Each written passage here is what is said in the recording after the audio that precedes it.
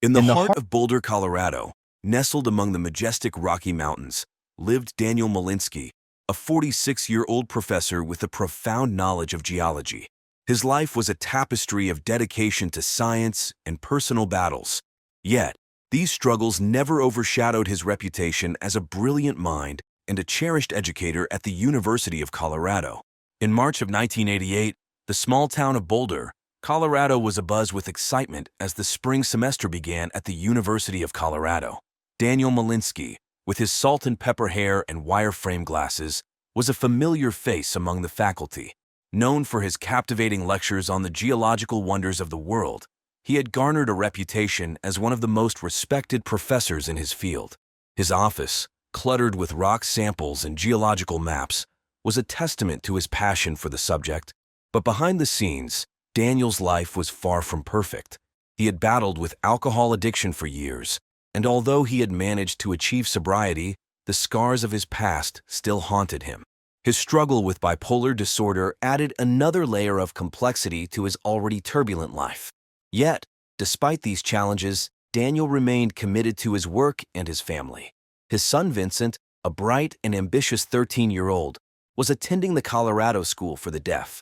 Daniel, wanting to create a comfortable space for his son, had embarked on a project to convert the attic into a bedroom. He spent countless hours researching the best materials and meticulously planning the renovation. The attic was filled with boxes of insulation, tools, and blueprints, evidence of Daniel's unwavering love. Even as he navigated the complexities of his own life and his marriage to his wife, Sandra. Amidst this backdrop, Daniel's death struck a chord of mystery. Was it an unfortunate accident, a desperate act of suicide, or something more nefarious? As we delve deeper into this enigma, we invite you to join us on this journey of discovery.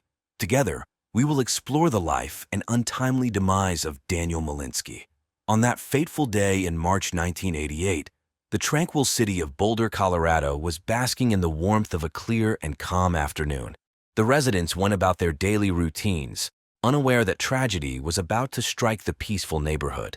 Daniel Malinsky, a 46-year-old esteemed professor of geology at the University of Colorado, was engrossed in a home improvement project.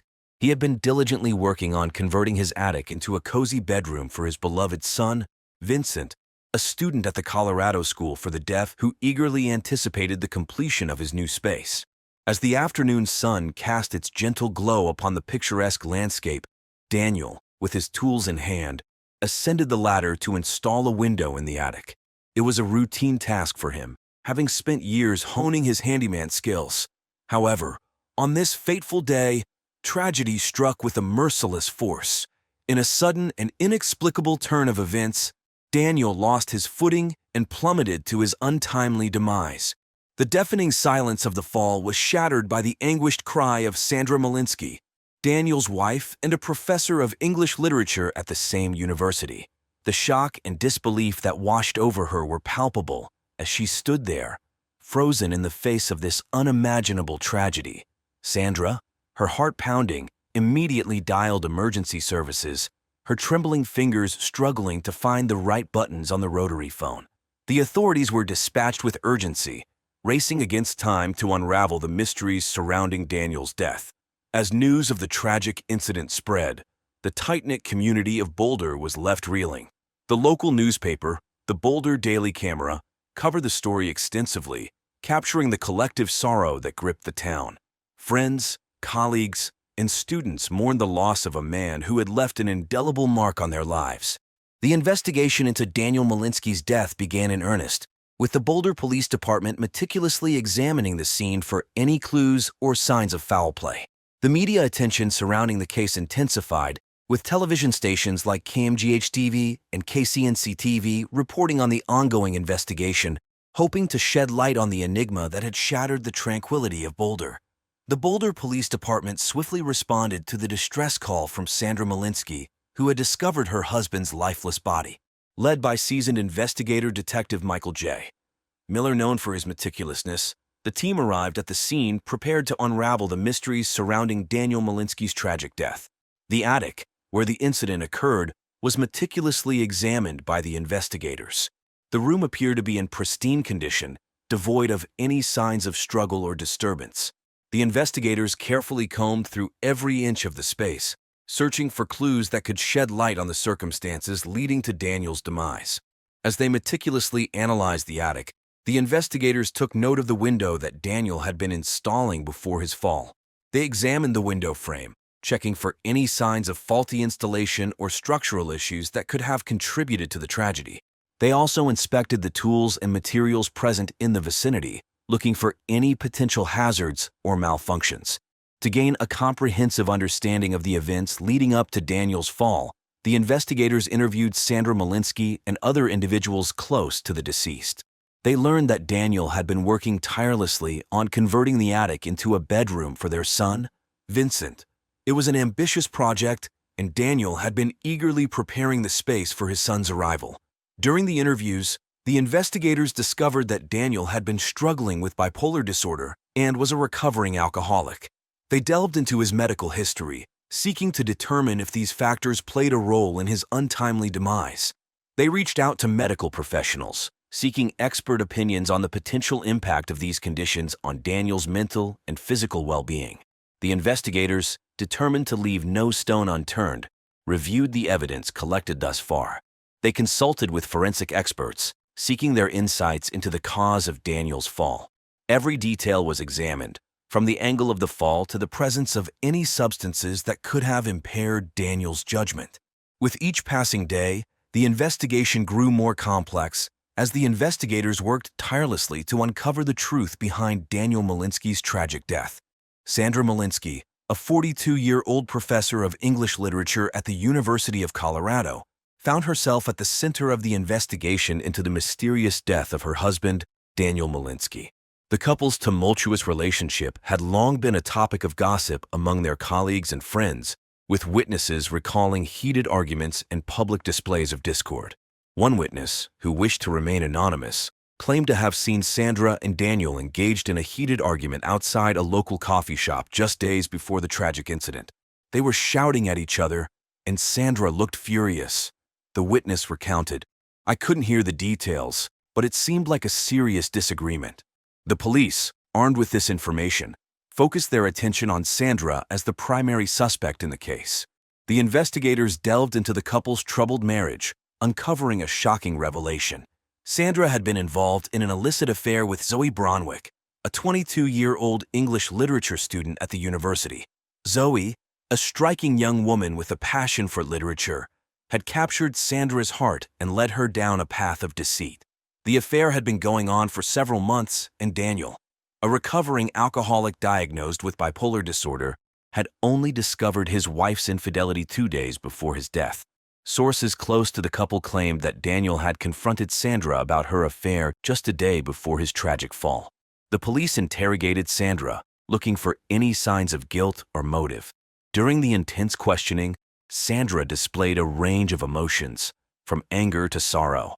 She vehemently denied any involvement in her husband's death, insisting that their arguments were merely a result of the strain in their marriage. As the investigation continued, the police discovered Sandra's had no alibi for the time of Daniel's fatal fall.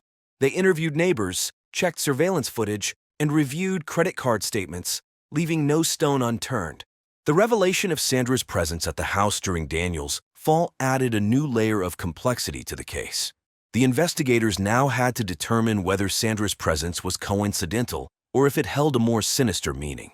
In the investigation into the mysterious death of Daniel Malinsky, a new person of interest emerged, Zoe Bronwick, a 22-year-old English literature student. Zoe's involvement in an affair with Sandra Malinsky, Daniel's wife, raised suspicions and made her a compelling suspect in this puzzling case. At the time of Daniel's tragic fall, Zoe was a student at the University of Colorado, where Sandra also taught English literature. She was a petite and bookish young woman, was known for her love for the novels of erotic novelist Joyce Lehman and her admiration for Sandra's intellect. Zoe's motive for potentially harming Daniel stemmed from her desire to be with Sandra and escape the confines of their secret relationship. The affair had been going on for several months, and the two women had managed to keep it hidden from the prying eyes of their colleagues and friends. It was an illicit love affair that had the potential to ruin both their personal and professional lives. On the day of Daniel's death, Zoe had arranged a secret meeting with Sandra. They had planned to meet at a local coffee shop, the Daily Grind, which was a popular hangout spot for students and faculty alike. The coffee shop was known for its cozy atmosphere and delicious pastries, making it a perfect place for clandestine meetings. The police, aware of this meeting, questioned Zoe extensively about her interactions with Sandra on that fateful day. Zoe displayed a combination of fear and defiance during the interrogation, adding an air of intrigue to the investigation. She adamantly denied any involvement in Daniel's death, claiming that she had no knowledge of his plans or the circumstances surrounding his fatal fall. As the investigation progressed, the police diligently examined phone records, analyzing fingerprints found at the crime scene, and interviewing potential witnesses determined to uncover the truth behind Daniel Malinsky's tragic demise. As the investigation into the death of Daniel Malinsky progressed, the police made a startling discovery. On a day not long after Daniel's tragic fall, they stumbled upon a hidden letter in the possession of Sandra Malinsky, his wife and primary suspect in the case. This letter, written in a state of emotional turmoil, provided a glimpse into the depth of Sandra's affair with Zoe Bronwick, a 22-year-old English lit student. The contents of the letter were both shocking and disturbing. In the letter, Sandra expressed her desire for Daniel to just die, a chilling statement that sent shivers down the spines of the investigators. It also revealed her resentment towards Daniel, blaming him for their son Vincent's deafness. The letter painted a picture of a tumultuous relationship, fraught with secrets and hidden desires. The police meticulously analyzed this newfound evidence, hoping it would provide crucial insights into the case. They sought the assistance of forensic experts, hoping to link it definitively to Sandra and establish its authenticity. They also reached out to handwriting analysts to compare the writing in the letter to known samples of Sandra's handwriting. As news of the investigation spread, the media seized upon the sensational nature of the case. Newspapers and television stations across Boulder were abuzz with speculation and theories. Journalists camped outside the Malinsky residence, hoping to catch a glimpse of Sandra or Zoe, who had become local celebrities in their own right. The case took a surprising turn when a witness came forward, claiming to have seen Sandra and Zoe arguing vehemently in a local cafe on the day of Daniel's death. This witness, a regular patron of the cafe, provided a detailed description of the heated exchange, further fueling suspicions of foul play. With each passing day, the investigation into the death of Daniel Malinsky grew more complex. The police painstakingly sifted through the evidence, determined to uncover the truth behind this puzzling case. Vincent Malinsky, the 13-year-old son of Daniel and Sandra, was also present in their Boulder, Colorado home on that fateful day in March 1988. As investigators delved deeper into the case, they considered the possibility that Vincent may have witnessed or inadvertently played a role in his father's death. They meticulously analyzed his movements and actions leading up to the incident, leaving no stone unturned in their pursuit of the truth. During their investigation, the police discovered that Vincent's current bedroom was located just below the attic where his father met his untimely demise. This detail increased the possibility of Vincent witnessing the actual fall. Furthermore, the investigators interviewed Vincent's classmates and teachers at the Colorado School for the Deaf, seeking any information that could shed light on his behavior or potential involvement in his father's death. They found no evidence to suggest that Vincent had exhibited any unusual behavior or had any knowledge of the events transpiring at his home. In fact, Vincent's teachers described him as a diligent and focused student who showed no signs of distress or distraction during the days leading up to his father's tragic accident. They emphasized that Vincent was fully engaged in his studies in ASL, displaying a keen interest in his classes and maintaining a positive attitude. Ultimately, the evidence pointed to Vincent's innocence. The young boy had been engrossed in playing Super Mario Bros. In his bedroom, completely unaware of the tragedy unfolding in his own home. The investigators concluded that he played no role in his father's death. Following an extensive investigation into the mysterious death of Daniel Malinsky, they have honed in on a prime suspect. Sandra Malinsky, a respected professor of English Lit at the University of Colorado, was charged with the murder of her husband. The authorities diligently pieced together the puzzle, uncovering a web of deceit and betrayal. It was revealed that Sandra had been engaged in a secret affair with Zoe Bronwick, a 22-year-old English lit student. The affair, which had been ongoing for several months, was discovered by Daniel just a day before his tragic fall. This revelation sent shockwaves through the couple's already strained marriage. Witnesses had often seen Sandra and Daniel engaged in heated arguments in public, hinting at the tumultuous nature of their relationship. The police delved into the couple's personal history, discovering that Sandra blamed Daniel for their son's deafness. This revelation added another layer of complexity to the case, as it shed light on the deep-seated resentment Sandra harbored towards her husband. On the day of the incident, Sandra and Zoe had a secret meeting, unbeknownst to Daniel. The police questioned Zoe extensively, her demeanor oscillating between fear and defiance. Her involvement in the affair, coupled with the clandestine meeting, made her a compelling suspect.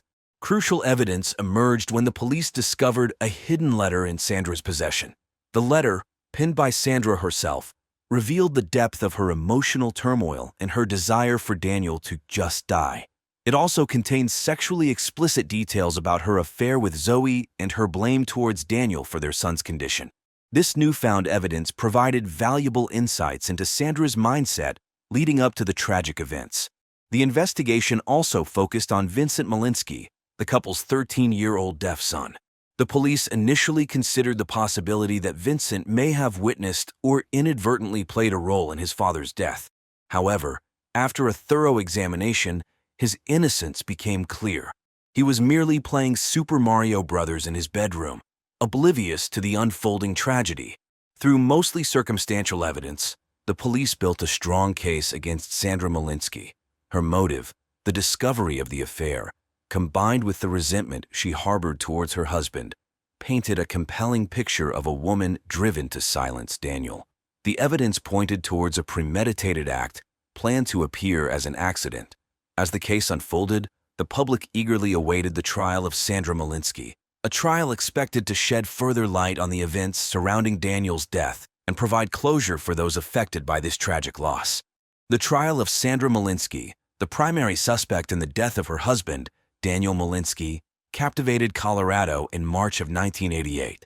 The courtroom, located in the Boulder County Courthouse, a historic building located in downtown Boulder, Colorado, was filled with anticipation as the prosecution and defense presented their cases, each determined to sway the jury in their favor.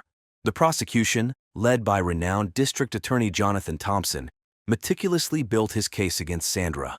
They presented a series of witnesses, including neighbors who had heard arguments between Sandra and Daniel, as well as friends who had witnessed their strained marriage.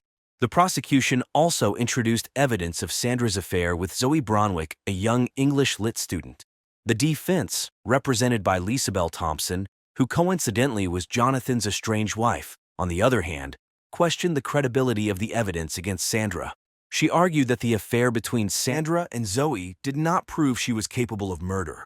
She viscously took apart the police investigation, pointing out inconsistencies and raising doubts about the prosecution's case. As she noted, the evidence was all circumstance and based almost solely on Sandra's failures as a wife. Throughout the trial, the victim's family, including Daniel and Sandra's deaf son, Vincent Malinsky, sat in the courtroom, hoping for justice. Now a 14-year-old student at the Colorado School for the Deaf, Vincent sat quietly, his eyes fixed on his mother. The trial lasted for weeks, with the prosecution and defense presenting their witnesses and evidence. Finally, after careful deliberation, the jury reached a verdict. The tension in the courtroom was palpable as the foreperson stood up and pronounced Sandra Malinsky not guilty. Gasps and murmurs filled the room as the family, the defense, and even some members of the public expressed shock and disbelief. The outcome left many questioning whether justice had truly been served. In the aftermath, the trial of Sandra Malinsky became a topic of discussion among legal experts and true crime fanboys alike. The Boulder County Courthouse returned to its usual business, but the echoes of this captivating trial lingered in the minds of all those who followed the case. In the aftermath of the highly publicized trial, the lives of those involved in the Daniel Malinsky case took divergent paths. Sandra Malinsky, the accused wife, now a free woman, faced the arduous task of rebuilding her life and reputation. She made the decision to return to her home country of the United Kingdom seeking solace in the familiar surroundings of her childhood. Meanwhile, Zoe Bronwick, the young woman at the center of the affair, quietly graduated from the University of Colorado and disappeared from the public eye. Her whereabouts remained unknown, leaving behind a trail of unanswered questions. As for Vincent Malinsky, the deaf son of Daniel and Sandra, he embarked on a journey of healing and resilience. With the support of the Colorado School for the Deaf, Vincent found solace in his studies and extracurricular activities. He excelled academically, displaying a keen interest in science and mathematics. Vincent's story of triumph over adversity captured the attention of local news outlets, who dubbed him the deaf prodigy. The Daniel Malinsky case, which unfolded in the tranquil town of Boulder, Colorado, in March of 1988, left an enduring impact on the lives of those involved. The trial's outcome, with Sandra Malinsky's acquittal, left many questioning whether justice had truly been served. The echoes of the case continued to reverberate through the community, serving as a reminder of the fragility of human relationships and the complexities of the human psyche. The case of Daniel Malinsky's death remains an enigma. Was it a tragic accident, a desperate act of suicide, or a calculated murder? Despite the acquittal of Sandra Malinsky, the truth remains elusive. Cody McAllister was a 29-year-old software developer working at Cisco in Santa Rosa, California. He was known for his dry wit, his love of classic cars, and his attention to detail. His friends described him as both a bit of a perfectionist and someone with a warm, caring side. He was proud of his career at Cisco, and with Silicon Valley booming in 2019, Cody's future looked bright. He was the oldest of two siblings, with a younger sister named Rachel. The two had always had a complicated relationship, with Rachel's rebellious nature and twin drug and alcohol addictions clashing against Cody's sober, structured life. Despite their differences, Cody had always tried to support his sister, especially when their parents passed away a few years earlier. Cody had always wanted to find the perfect partner, and in early 2019, he finally found her in Lily, a freelance fashion designer. Their relationship was intense and moved fast. Within months, they were married. Friends and family were surprised at how quickly everything happened. Cody was usually more careful, but he believed he had found the one. Lily was calm, stylish, and creative. A stark contrast to Cody's tech-focused world where a clean hoodie was the height of fashion. The two seemed like a perfect match on the outside, but there were signs of trouble that Cody's close friends noticed. He seemed more anxious in the days leading up to his death, though no one could put their finger on why. In the days before he died, Cody was still going about his usual routine. He worked late on some big projects for Cisco and had been chatting excitedly with friends about an upcoming trip he was planning for his first wedding anniversary with Lily. They were looking at places like Napa Valley or maybe a quiet weekend in Carmel by the Sea. Cody had also been thinking about the future, possibly starting a family, buying a bigger house, and settling down. But there were also private struggles that Cody was dealing with. He had always had trust issues in relationships, and there were rumors that his marriage wasn't as perfect as it seemed. Still, Cody seemed hopeful that things would improve and that his new life with Lily was the fresh start he had been waiting for. It was the morning of November 18, 2019, when Cody McAllister's body was discovered. At around 7:30 a.m., Lily McAllister, Cody's wife, called 911 saying she had found her husband dead in their condo. The couple lived in a modern, upscale unit in a trendy part of San Jose, not far from Santana Row, an area known for its high-end shops and restaurants. Lily had woken up early and realized Cody wasn't in bed. She told police that after searching the apartment, she found him in the laundry room. When Lily found Cody, he was lying on the floor in a pool of blood. His body had multiple stab wounds, with the fatal blow being to his chest. His arms were limp at his sides and cut up, and the laundry room was in disarray, with clothes scattered around, signaling a violent struggle had taken place. The washer and dryer, both high-end models, were splattered with blood and smelled like old meat rather than clean clothes. Lily was described as calm when she spoke to the 911 operator, though she sounded shaky at times, clearly in shock from what she had found. The first responders arrived within minutes of the call. Officer Mark Tran was the first on the scene, followed closely by his partner, Officer Emily Reyes. They quickly secured the area and began checking for signs of life. Unfortunately, Cody was already cold to the touch. Lily was taken outside and questioned briefly by Officer Reyes, who noted that while Lily appeared upset, she wasn't crying and seemed distant. The officers then called for backup, and the crime scene investigation team arrived shortly after. Neighbors later told reporters that they hadn't heard anything unusual that morning. The walls in the condo building were thick, and it wasn't uncommon for city noise to drown out the sounds from nearby apartments. The couple was relatively new to the building, so no one knew them well, but most described Cady as polite and quiet. They hadn't seen much of Lily, but one neighbor, an older woman who lived across the hall, said she had seen her at the grocery store just the day before. By the time detectives arrived, the building was cordoned off with yellow police tape, and the investigation was in full swing. Cady's body was taken to the coroner's office, and Lily was brought in for questioning. No one could have guessed at the secrets that were about to come to light. The San Jose Police Department arrived swiftly after Lily McAllister's 911 call on the morning of November 18, 2019. Detectives James O'Brien and Lisa Chang, both veterans with the department, were assigned to the case. O'Brien was known for his methodical approach and no-nonsense attitude, while Chang had a reputation for being sharp and detail-oriented. Together, they walked into the upscale condo, ready to piece together what had happened to Cody McAllister. The crime scene was gruesome. The laundry room was small, with Cody's body lying near the door, face up, surrounded by a large pool of blood. Clothes were scattered everywhere. Socks, shirts, and towels were tossed haphazardly on the floor, some of them soaked in blood. It was clear there had been a struggle. A bloody steak knife, likely the murder weapon, was found a few feet away from Cody's body.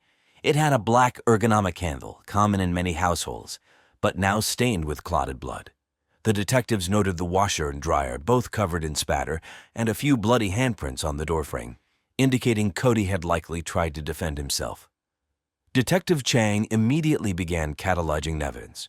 She directed the forensic team to take samples of the blood, check for fingerprints, and look for any signs of forced entry. The laundry room wasn't particularly large, so it didn't take long for the investigators to collect evidence. They used special blue lights to search for additional traces of blood in other parts of the house, but it seemed the attack had been confined to the laundry room. Outside, officers canvassed the neighborhood, asking residents if they had heard or seen anything suspicious, but no significant leads emerged. O'Brien focused on the timeline.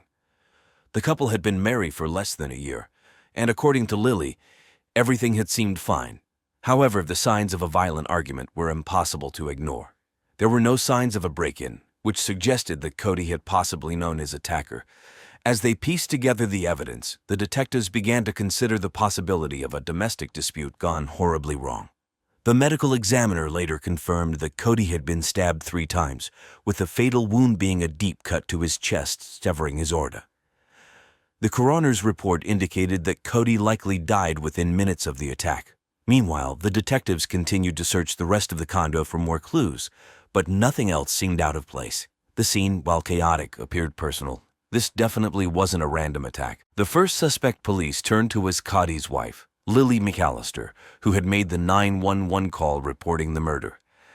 At 32, Lily worked as a freelance fashion designer and had built a modest reputation in the local creative scene for her bold and unique designs. Her quiet, enigmatic personality drew people in, but many who knew her said she kept much of her personal life private. She had met Cody just over a year before, and their relationship had moved quickly to marriage, surprising some of their friends. During her initial interrogation on November 18, 2019, Lily appeared calm but visibly shaken. She told detectives that she had found Cody's body after returning from a quick morning walk. She claimed their marriage had been mostly happy, though she admitted they had their share of arguments, especially recently. As Detective O'Brien questioned her, Lily became more emotional, but her story remained consistent. She repeatedly stated that she had no idea who could have done this to Cody. The detectives, however, couldn't ignore some red flags. For one, there were no signs of forced entry into the condo, which meant the killer was likely someone Cody knew.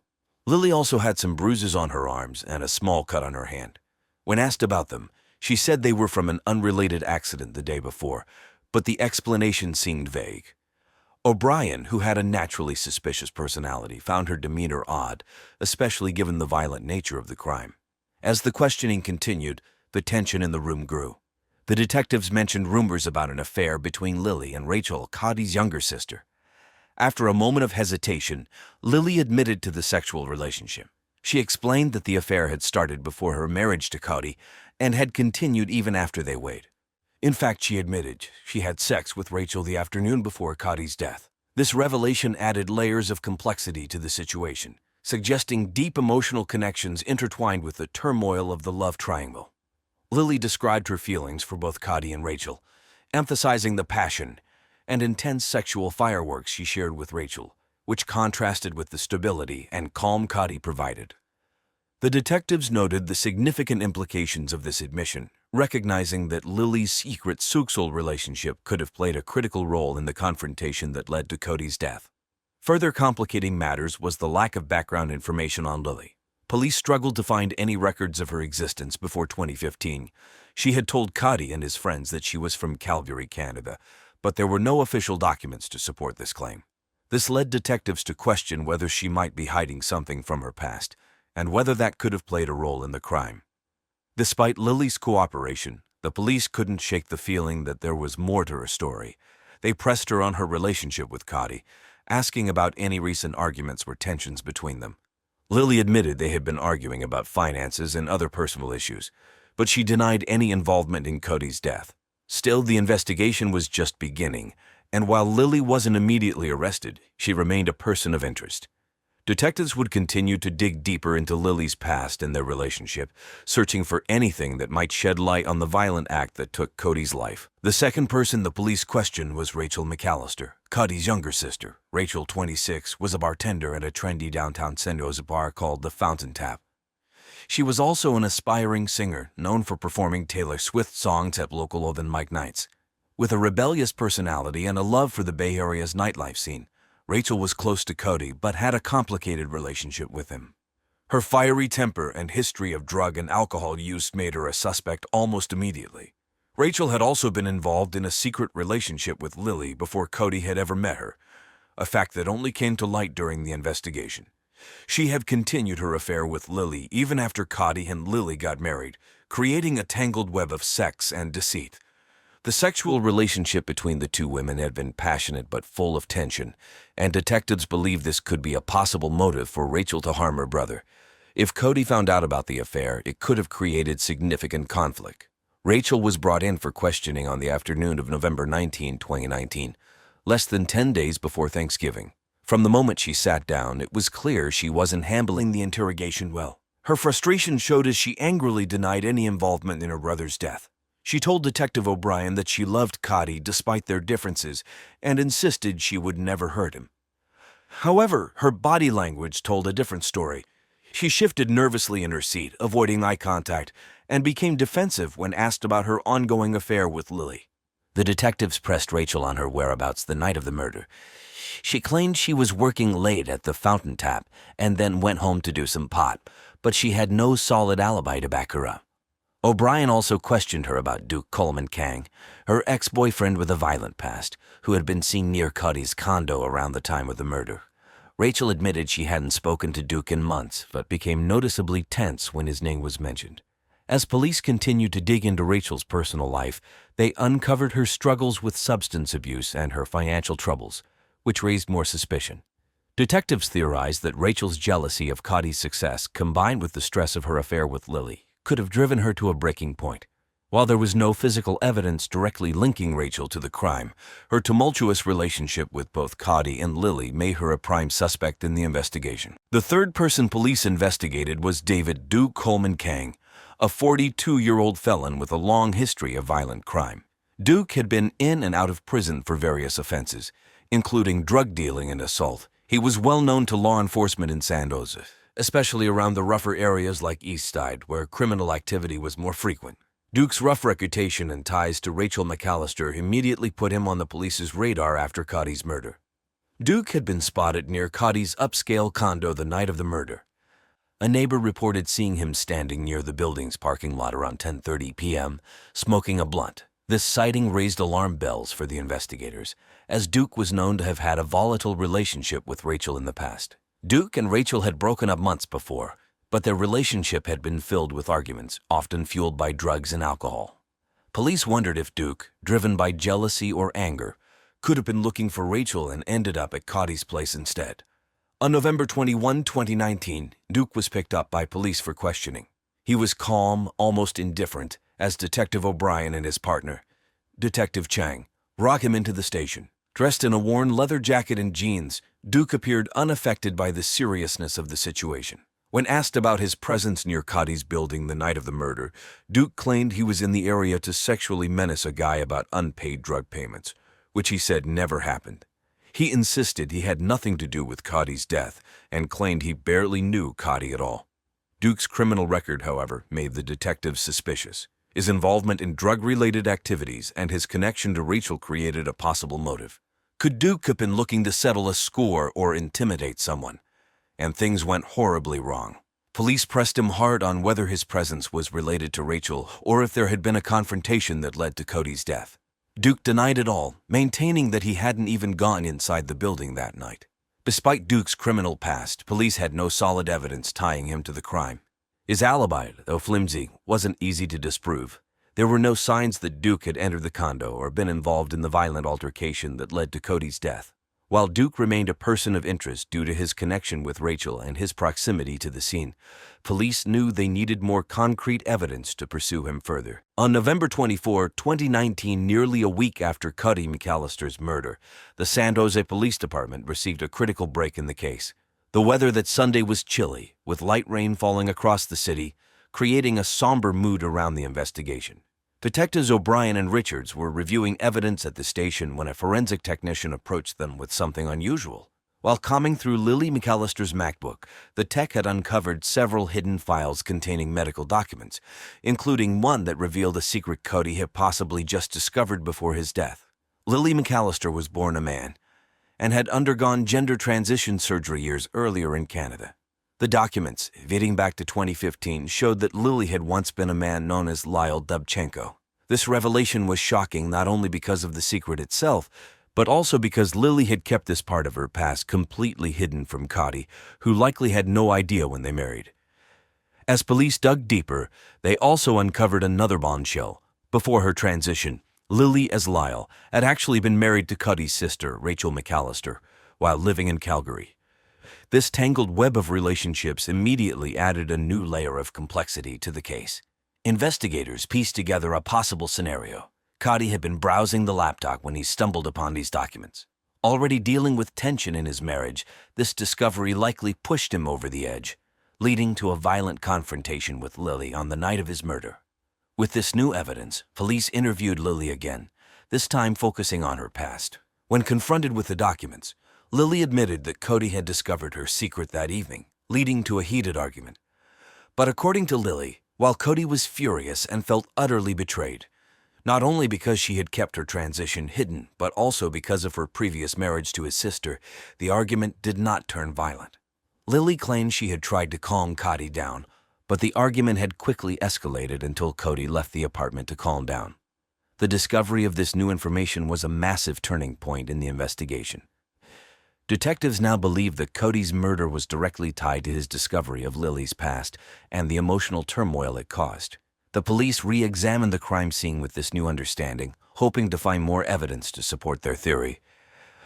They also began speaking to Rachel McAllister again, to clarify her knowledge of Lily's history and how much she had told her brother. This new evidence gave police a clearer motive and pushed Lily to the top of their list of suspects.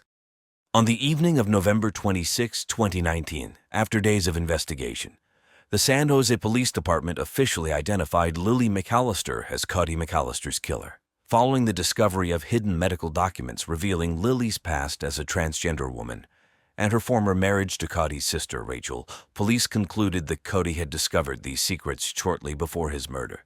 This realization had led to a violent argument in a couple's upscale condo, culminating in Cody's stabbing death. Lily McAllister, 32, had always been an enigmatic figure in the local creative scene. Known for her unique fashion designs and soft-spoken demeanor, she had lived a quiet, seemingly private life since arriving in California a few years earlier. But her secret past as Lyle Dubchenko, a man who transitioned in Canada, had remained hidden, even from Cody, her husband of only a few months. When Cody uncovered this information, his sense of betrayal and rage likely led to the violent altercation that ended his life. Police believed that after Cody confronted Lily, the argument quickly spiraled out of control. In a desperate attempt to protect herself from Cody's aggression, Lily had grabbed a kitchen knife during the struggle and stabbed him in the chest, While Lily would later claim she acted in self-defense, detectives found the situation far more complex, given the intense emotional layers of the relationship and the secrets that had just come to light. On November 27, 2019, police arrived at Lily's condo to arrest her. It was a quiet afternoon, and Lily was at home, still reeling from the events of the past few days. When officers knocked on her door, she didn't seem surprised. According to police reports, Lily was calm as they informed her of the charges, stating that she had expected this outcome. Her demeanor remained controlled as they handcuffed her and led her to the patrol car. Meanwhile, Cody's family, especially his parents and sister Rachel, were devastated by the arrest. Rachel's marriage and subsequent sexual relationship with Lily, both before and after her transition, added another layer of heartbreak to an already tragic situation. The family had struggled to come to terms with the tangled web of secrets and betrayals that had led to Cody's death. Still, the arrest brought some closure to their grief, knowing that justice might be served. With Lily in custody, police had their suspect, and the focus turned to the upcoming trial. The case had quickly become quietly talked about in social media, with headlines speculating about Lily's past and the shocking circumstances surrounding Cody's murder. The trial of Lily McAllister for the murder of her husband Cody began in early February 2020. The prosecution, led by District Attorney Mark Harding, a 45-year-old with a no-nonsense reputation, argued that Lily's actions were deliberate. Harding highlighted the evidence found on Cody's laptop and suggested that the discovery of Lily's transgender identity and her prior relationship with Cody's sister, Rachel, was the final trigger for the fatal confrontation. He painted a picture of premeditation, claiming Lily had gone to great lengths to hide her past, which exploded in violence when Cody learned the truth. On the defense side, attorney Sarah Jane Lobison, 39, took the lead.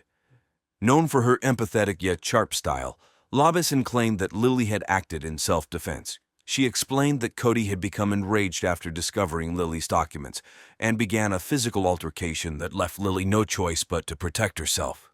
Lobison painted a sympathetic image of Lily, describing her difficult life as a transgender woman and the fear she lived with, particularly from rejection by people close to her. She urged the jury to consider Lily's mental state during the argument. Throughout the trial, Cody's family attended every session. His parents sat in the courtroom daily, devastated by the loss of their son, Rachel McAllister, caught in the middle of the tangled relationships, seen torn, quietly supporting her family but struggling with her complicated feelings about Lily. The emotional weight of the case was evident in their faces as both sides made their arguments. After 3 weeks of testimony, the jury deliberated for 2 days. In the end, Lily was convicted of second-degree murder. The judge sentenced her to 20 years in prison, a decision that some of Cody's family felt was too lenient, given the tragic loss of his life. The defense team had hoped for a lesser charge of manslaughter, but the jury sided with the prosecution's view that Lily's actions, while not premeditated, were far more than just self-defense. The trial left a deep emotional scar on both Cody's family and those in the local community who had followed the case closely through media outlets like the San Jose Mercury News. In the end, justice was served, but the pain of Cody's death lingered. After Lily McAllister's trial in February 2020, the lives of those involved changed significantly. Lily was sentenced to 20 years in prison for the murder of her husband, Cody McAllister. She was sent to Valley State Prison in Chowchilla, California, where she faced significant challenges as a transgender woman in a male prison environment. While some inmates were supportive, others were not, and she had to navigate a complex social landscape. In prison, she found support from some inmates and began participating in educational programs. She focused on bettering herself through classes in art and writing, hoping to share her story one day. However, she also faced discrimination from others, making her time difficult. Rachel McAllister, Cody's younger sister, struggled with the aftermath of the trial. She had been deeply affected by her brother's death and her relationship with Lily. As a local bartender in San Jose, Rachel continued to pursue her dream of becoming a singer. She often performed at small venues around the city, trying to channel her grief into her music. In early 2020, she began therapy to help process her emotions, working through her complicated feelings of loss and betrayal. Rachel also spoke publicly about her experiences on her TikTok channel, sharing her story to raise awareness about domestic violence and mental health. Duke Coleman Kang, Lily's ex-boyfriend, who had initially been a suspect in Cody's murder, faced his own troubles. With a history of violent crime and drug use, Duke continued to struggle with addiction after the trial. Reports indicated that he was arrested again in 2020 for drug possession in Sandoz. He was sentenced to rehabilitation, where he attempted to turn his life around by becoming a youth pastor in Nashville. Duke's past haunted him, but he aimed to break the cycle of his previous choices. As time passed, Cotty's family remained dedicated to honoring his memory. They established a charity focusing on mental health support, hoping to help others affected by violence. Through their efforts, they found some solace and a way to keep Cotty's spirit alive. Connor Smith was a 21-year-old college student living in Sarasota, Florida, a city known for its population of rich cougars, snowbirds, and the dark underbelly of young people who serve them in every way. He was passionate about cooking and dreamed of becoming a top chef. His friends often called him a foodie, and he loved to experiment with different recipes. Connor was a student at Sarasota State College of Florida, where he studied culinary arts. He had a part-time job as a food critic intern at the local newspaper, the Sarasota Herald-Tribune. His reviews were already gaining attention for their snappy, biting style, often bashing Central Florida's love of chain restaurants. Connor was well-liked by his peers. He was known for his friendly personality and his ability to make everyone around him feel comfortable. He had a natural charisma that made him popular not just with his friends, but also with older women. He often attended Sarasota's high-end social events with them in exchange for sex. Connor was confident and adventurous, always looking for new lovers and experiences in life, love, and in the kitchen.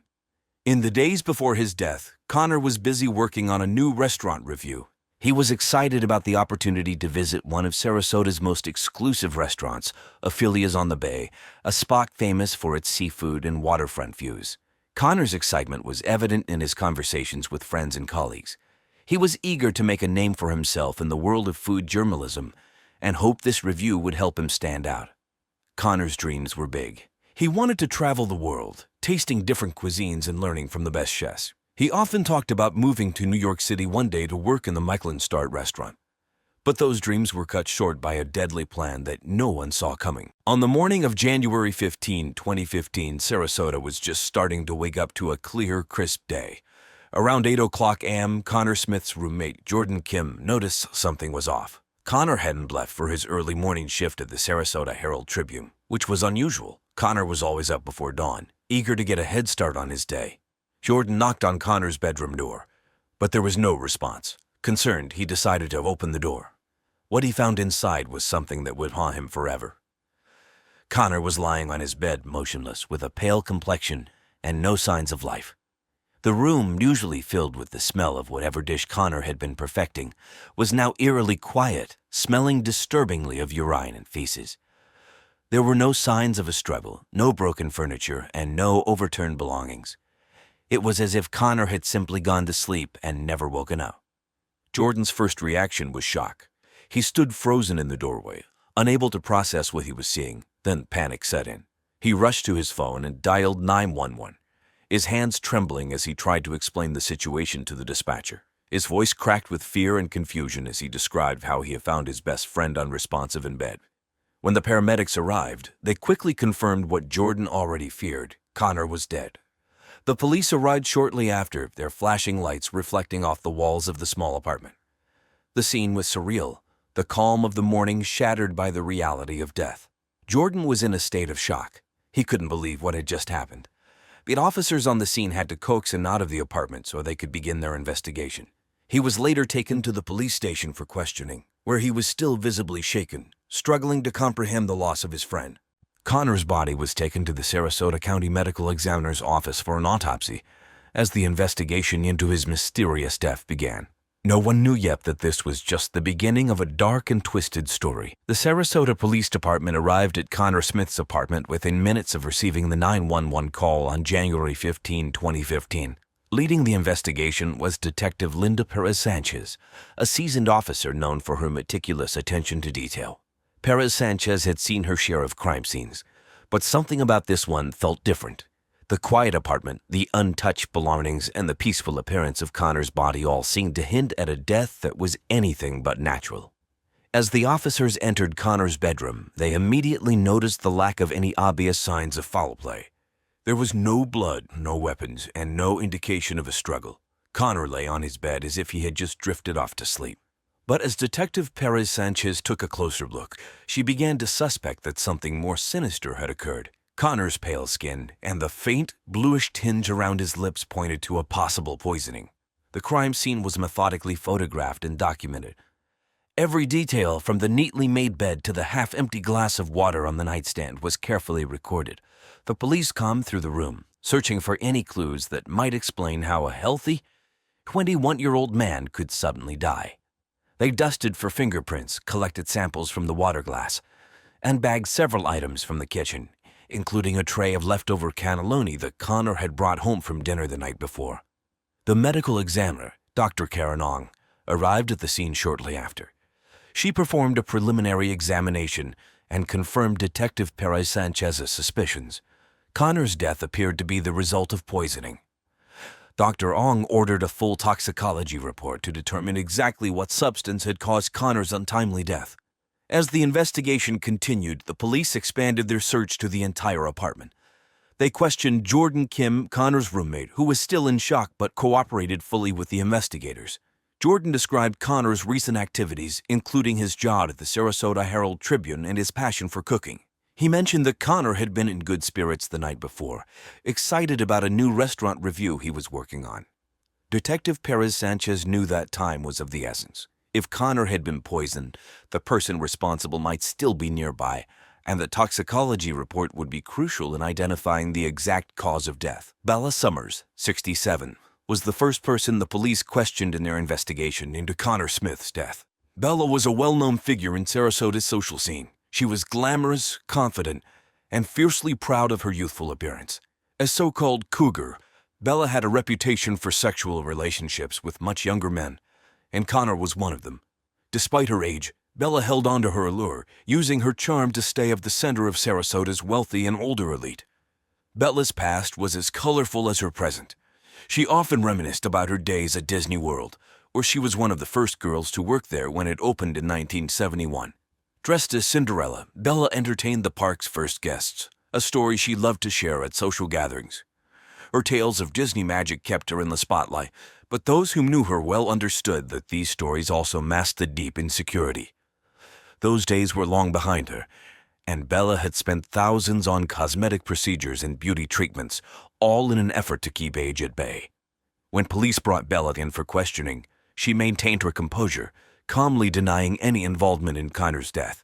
She insisted that their relationship was a fun and mutually beneficial arrangement, and claimed to have had no reason to harm him.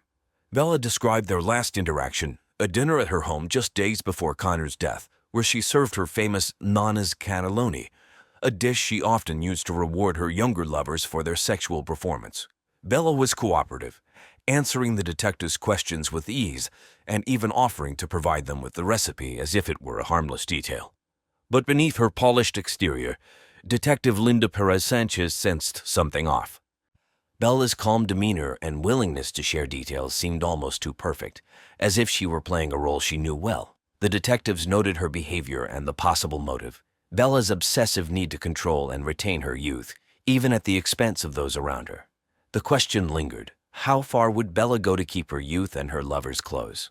Bella's obsession with retaining her youth and the way she spoke about Connor suggested a deeper, more complex relationship than she initially let on.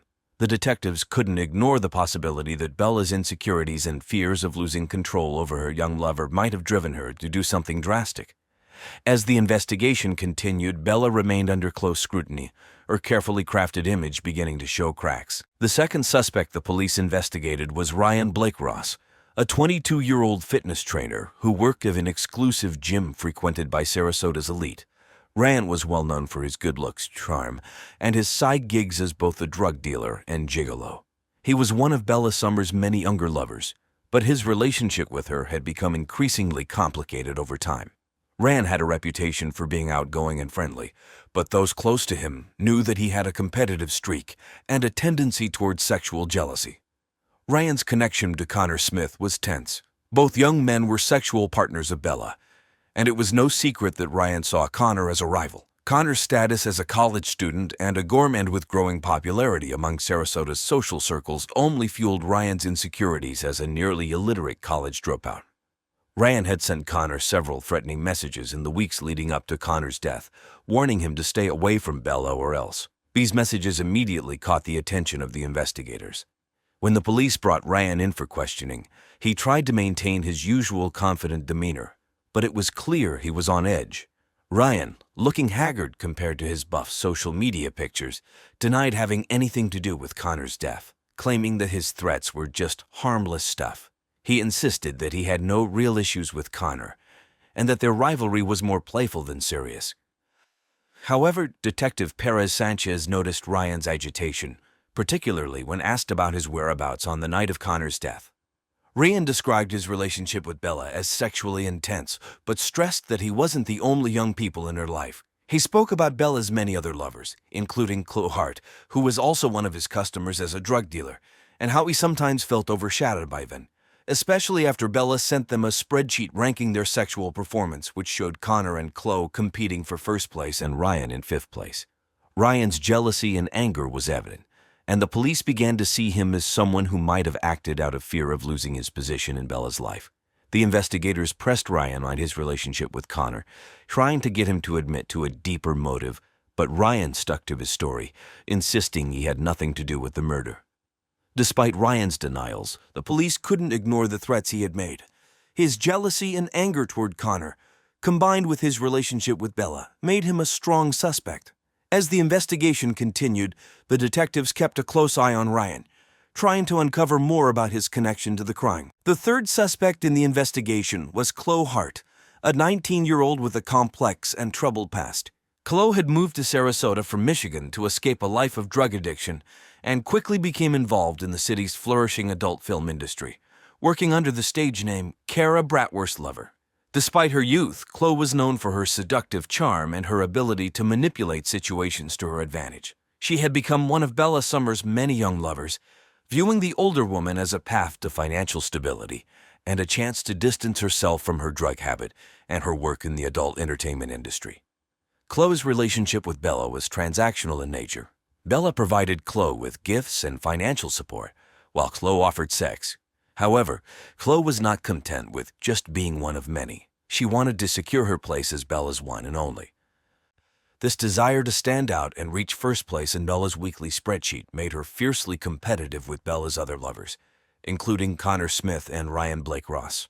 When the police brought Chloe in for questioning, she appeared calm and cooperative, but her answers were carefully measured. Chloe claimed that her sexual relationship with Bella was purely for survival and that she had no reason to harm Connor. She admitted to knowing about the tension between Ryan and Connor, but denied having any involvement in their rivalry. Chloe painted herself as a victim of circumstance, trying to escape her past and build a better life in Sarasota. Detective Perez Sanchez, however, was not entirely convinced by Chloe's story.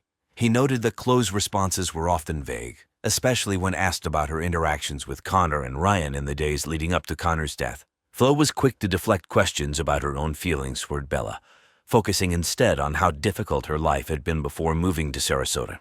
Chloe's history of drug use and her involvement in the adult film industry made her a complicated figure in the investigation. The detectives were aware that Chloe had recently been diagnosed with HIV/AIDS, something she attributed to her drug habit. This information, combined with her relationship with Bella, added another layer of complexity to the case. While Chloe insisted that she had nothing to do with Connor's death, the investigators remained suspicious. Her motives, combined with her willingness to manipulate situations to her advantage, made her a person of interest. The detectives continued to dig deeper into Chloe's past and her connection to Bella, trying to determine if she played a role in the murder. The investigation took a shocking turn on January 28, 2015, when new evidence emerged that would reshape the entire case. It was a cool, crisp morning in Sarasota, with the sun just beginning to rise over the Gulf of Mexico. Detective Perez Sanchez and his team were combing through Bella Summer's lavish home, hoping to uncover anything that might link her or the other suspects to Connor Smith's death. What they found was far more disturbing than anyone could have imagined. In Bella's bedroom, hidden in the back of a locked drawer, detectives discovered a stack of medical records and personal journals. The records revealed that Bella had been living with HIV/AIDS for several years. But even more shocking were the entries in her journals, where Bella wrote how she had been deliberately giving her many young lovers the disease by making them have sex with her without protection. She described her twisted belief that by infecting them with HIV/AIDS, she could rob them of their youth, a twisted notion born from her deep insecurities about aging and envy towards those who were still young. Bella believed that by passing on the virus, she was somehow avenging her lost youth and punishing those she envied for their vitality and attractiveness. This revelation stunned the detectives. It provided a chilling new motive for Bella to murder Connor. If Connor had discovered Bella's plan and threatened to expose her, it would have given Bella a powerful reason to silence him permanently. The detectives immediately re-examined the timeline of events leading up to Connor's death, paying special attention to his interactions with Bella in the days before he was poisoned. The discovery of Bella's journals also shed new light on the other suspects. Ryan Blake Ross and Chloe Hart had both been romantically involved with Bella and must have been victims of her twisted scheme. The detectives considered the possibility that either Ryan or Chloe might have learned about Bella's plan and sought revenge, or that Bella, fearing exposure, had decided to eliminate anyone who might pose a threat to her. Armed with this new evidence, the investigators intensified their focus on Bella Summers.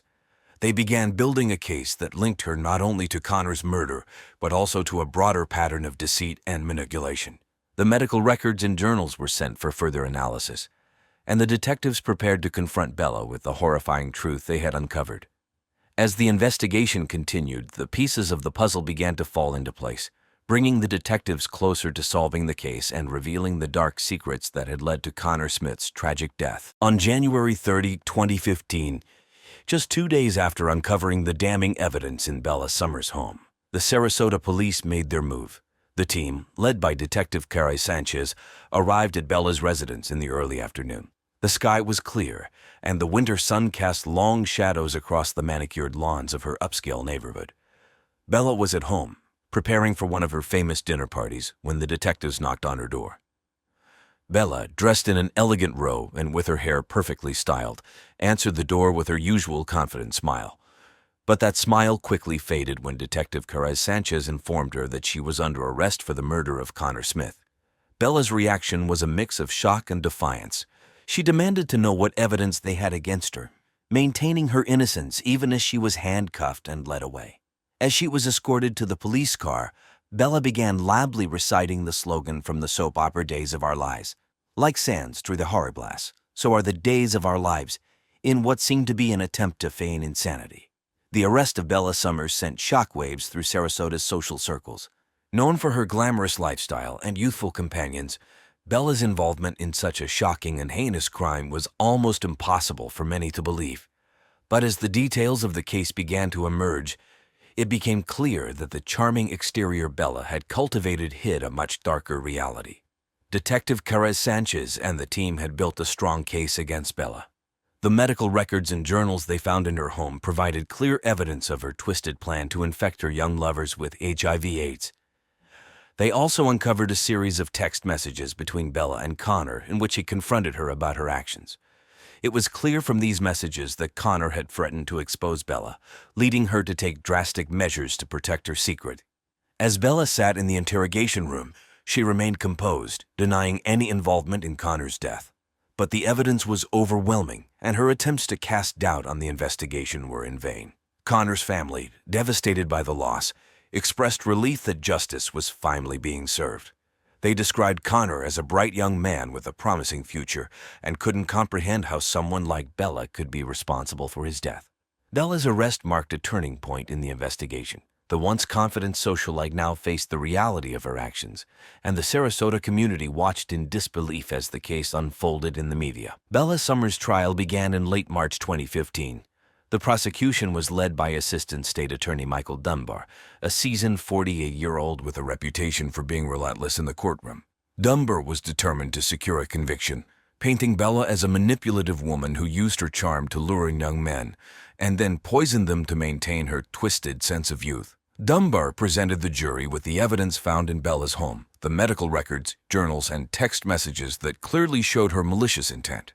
He argued that Bella, fearing Connor Smith would expose her secret, decided to kill him by lacing his favorite dish, Nana's cannelloni, with rat poison. The slow, agonizing death Connor suffered was a testament to Bella's cruelty Dunbar emphasized. Bella's defense attorney, Sharon McAllister, a 39-year-old with a calm demeanor and a sharp legal mind, argued that Bella was being unfairly targeted due to her age and unconventional relationships. McAllister tried to portray Bella as a victim of societal expectations and a woman who had made poor choices but was not a murderer. She claimed that the evidence was circumstantial and that the prosecution had failed to prove beyond a reasonable doubt that Bella had poisoned Connor.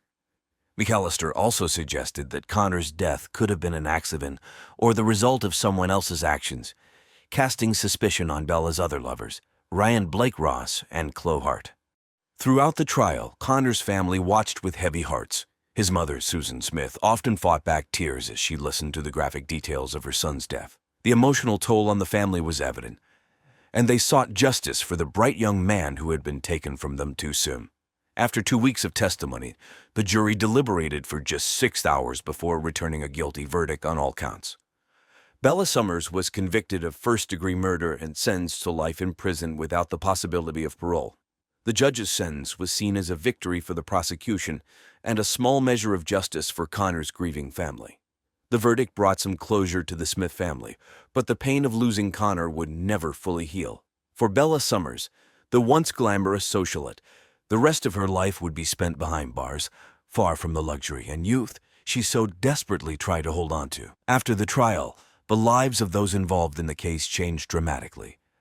Bella Summers, once a glamorous figure in Sarasota's high society, began serving her life sentence in Florida's Lowell Correctional Institution. The prison's stark environment was a far cry from the luxury Bella had once known.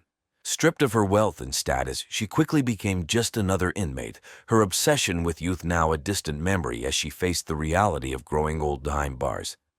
Ryan Blake Ross, who had been under suspicion during the investigation, distanced himself from Sarasota's social scene after the trial. The attention he had once enjoyed from older women now brought him unwanted notoriety. Ryan eventually left Florida, moving to California, where he tried to start fresh as a personal trainer in Los Angeles. However, the stigma of his association with Bella Summers and the murder case followed him, making it difficult for him to truly escape his past. Chloe Hart, who had also been a suspect, faced her own challenges. With her reputation tarnished by the trial, she could no longer find work in Sarasota's adult film industry. Flo decided to leave the industry altogether, focusing on overcoming her drug addiction and trying to live a more stable life. She moved back to her hometown in Michigan, where she sought support from her family and local rehabilitation programs. In the years following the trial, Sarasota moved on, but the memory of the shocking crime lingered. It served as a cautionary tale about the dark side of obsession and the lengths to which some would go to cling to their youth. Brandon Thibodeau was just 18 years old, full of dreams and hope for the future. He lived in Metairie, Louisiana, a quiet suburb of New Orleans. Brandon was a senior at East Jefferson High School, where he excelled in both academics and auto shop. He had a real passion for cars, spending hours working on engines, dreaming of one day opening his own auto repair shop. His friends often saw him with grease-stained hands, tinkering with old cars in his driveway. Brandon lived with his grandmother, a woman who had gone blind and needed his daily care. Despite his age, Brandon took on the responsibility with maturity far beyond his years. He balanced school, a part-time job at a local garage, and caring for his grandmother without complaint. People in the neighborhood often commented on his kindness, noting how he always made time to help out anyone who needed a hand. Brandon had been dating Lee Gerard for 2 years. Lee, also 18, was a smart, driven young woman who shared his dreams of a bright future. They talked about getting married after graduation and starting a family. Brandon often saved his money to take Lee out to nice places like Cafe Boulevard, where they would dream about their future over a nice meal. The couple was inseparable, and everyone expected them to have a long, happy life together. But beneath the surface, there was a dark secret. Brandon was having an affair with Lee's mother, Paula Gerard, a 43-year-old woman who ran a multi-level marketing company called Beauty Buys. Paulette was attractive and successful, but she had a complicated relationship with her daughter, often competing with her for the attention of men. Brandon's affair with Paulette was a secret that weighed heavily on him, and it complicated his life in ways he hadn't anticipated. Despite his dreams and plans, Brandon's life took a tragic turn. His secret affair would soon lead to a shocking and violent end, leaving the community of Metairie stunned and his loved ones devastated by the loss of a young man who had so much potential. On the morning of August 12, 2021, Metairie, Louisiana, was already feeling the oppressive summer heat. Around 8:00 a.m., Brandon Thibodeau's grandmother, Mabel, noticed something was wrong. Mabel, blind and dependent on Brandon for care, hadn't heard him moving around the house that morning. Worried, she called out to him, but there was no answer. She sensed something was off, and despite her disability, managed to dial a neighbor, Mrs. Alice Dupree, for help. Mrs. Dupree, a retired nurse who lived just 2 houses down, rushed over. She had known Brandon since he was a little boy and couldn't imagine anything being seriously wrong. But as soon as she stepped into the house, she felt a chill. The living room was eerily quiet, and there was an unusual metallic smell in the air. Mrs. Dupree called out to Brandon, but the house remained silent. She followed the scent to Brandon's bedroom. As she pushed the door open, the sight before her was unimaginable. Brandon's lifeless body lay sprawled on the floor, practically floating in his own blood. He had been brutally stabbed multiple times, and his eyes were almost gouged out. The knife, still soaked in blood, was on the floor beside him. Mrs. Dupree froze in shock, her hand trembling as she dialed 911. Her voice, usually calm and reassuring, was shaky as she reported the scene to the operator. "Oh, Sheriff, there's blood everywhere," she stammered. Within minutes, police and paramedics arrived at the modest one-story home on West Metairie Avenue. The flashing lights and the crowd of neighbors who gathered outside added to the surreal atmosphere. As the first responders entered the house, they were met with a gruesome scene that would haunt them for years. Mrs. Dupree, who had initially tried to stay calm, was now visibly shaken, leaning on another neighbor for support. Mabel, still in her chair in the living room, kept asking what was happening, unaware of the horror just a few rooms away. The once quiet neighborhood was now the epicenter of a brutal crime, one that would leave everyone reeling. The Metairie Police Department arrived at Brandon Thibodeau's home within minutes of Mrs. Dupree's 911 call on the morning of August 12, 2021. Leading the investigation was Detective Michael Mick Duval, a seasoned investigator with over 20 years on the force. Known for his no-nonsense approach and dedication, Duval was a respected figure in the department. He was joined by Detective Renee Martinez, a younger, sharp-minded officer with a keen eye for detail. As they entered the house, the crime scene was immediately overwhelming. The once cozy bedroom was now a gruesome sight. Blood spattered the walls and floor, creating a chaotic pattern that told a story of extreme violence and desperation. A smell of iron hung thick in the air, mixing with the oppressive heat of the August morning. Brandon's body lay crumpled on the floor, the brutality of the attack evident from the multiple stab wounds and the near gouging of his eyes. The kitchen knife used in the attack, a common but deadly weapon, was found beside him, covered in blood. Detective Duval, despite his years of experience, couldn't help but feel a knot in his stomach as he surveyed the scene. He knew immediately that this wasn't a random act of violence. The ferocity of the attack suggested something deeply personal. This wasn't just a murder, Duval believed. This was a crime of passion. Martinez began photographing the scene, carefully documenting every detail. They collected evidence meticulously, ensuring nothing was overlooked. The knife, the blood patterns, and any fingerprints were all carefully recorded. Forensics would later analyze these to piece together the sequence of events. As they worked, the detectives also noted the state of the rest of the house. The living room, where Brandon's grandmother, Mabel, sat, remained untouched, a stark contrast to the horror in the bedroom. This indicated that the attack was swift, catching Brandon off guard, possibly during an early morning routine. Outside, the neighbors had gathered, murmuring among themselves, trying to make sense of the tragedy that had struck their quiet community. Detective Duval knew the importance of acting quickly. He assigned officers to canvass the neighborhood, hoping someone might have seen or heard something unusual. In a close-knit place like Metairie, where everyone knew each other, there was always the chance that someone had noticed something that could break the case wide open. The first suspect on Detective Duval's list was Paulette Urard, the mother of Brandon's girlfriend Lee. Paulette was 43 years old and had always been the center of attention in Metairie's social circles. She was known for her striking looks and her successful multi-level marketing company, Beauty Buys, which sold cosmetics and skincare products. Some locals whispered that her business was a scam, but Paulette dismissed the criticism, enjoying the financial rewards in the spotlight. Paulette had a complicated relationship with her daughter Lee. While they appeared close, friends noticed an underlying tension between them, often stemming from Paulette's jealousy of Lee's youth and beauty. Paulette had a habit of competing with her daughter for attention, especially from men. This rivalry took a dark turn when Paulette began an affair with Brandon Thibodeau, her daughter's boyfriend. The affair was a closely guarded secret known only to the two, as it was the kind of secret that could destroy lives. Paulette justified the relationship as a way to reclaim her lost youth, but it was clear to that she was becoming dangerously obsessed with Brandon. When Detective Duval and Detective Martinez brought Paula in for questioning, she was visibly shaken but tried to maintain her composure. She dressed impeccably in a tailored pantsuit, her makeup flawless, but there was a nervousness in her eyes that didn't go unnoticed. The detective started with routine questions, asking about her relationship with Brandon and her whereabouts on the night of the murder.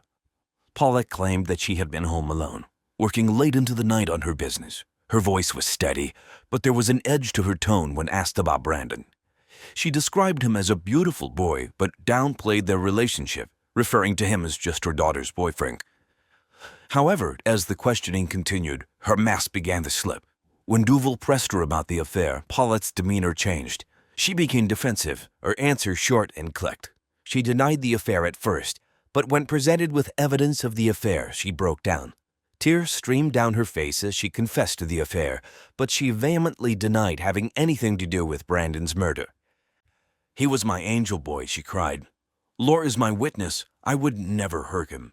Despite her emotional outburst, Detective Duval wasn't convinced. Her obsession with Brandon and the intense jealousy she harbored toward her daughter made her a prime suspect. The second suspect in the investigation was Lee Gerard, the 18-year-old daughter of Paula Gerard, and the girlfriend of the victim, Brandon Thibodeau.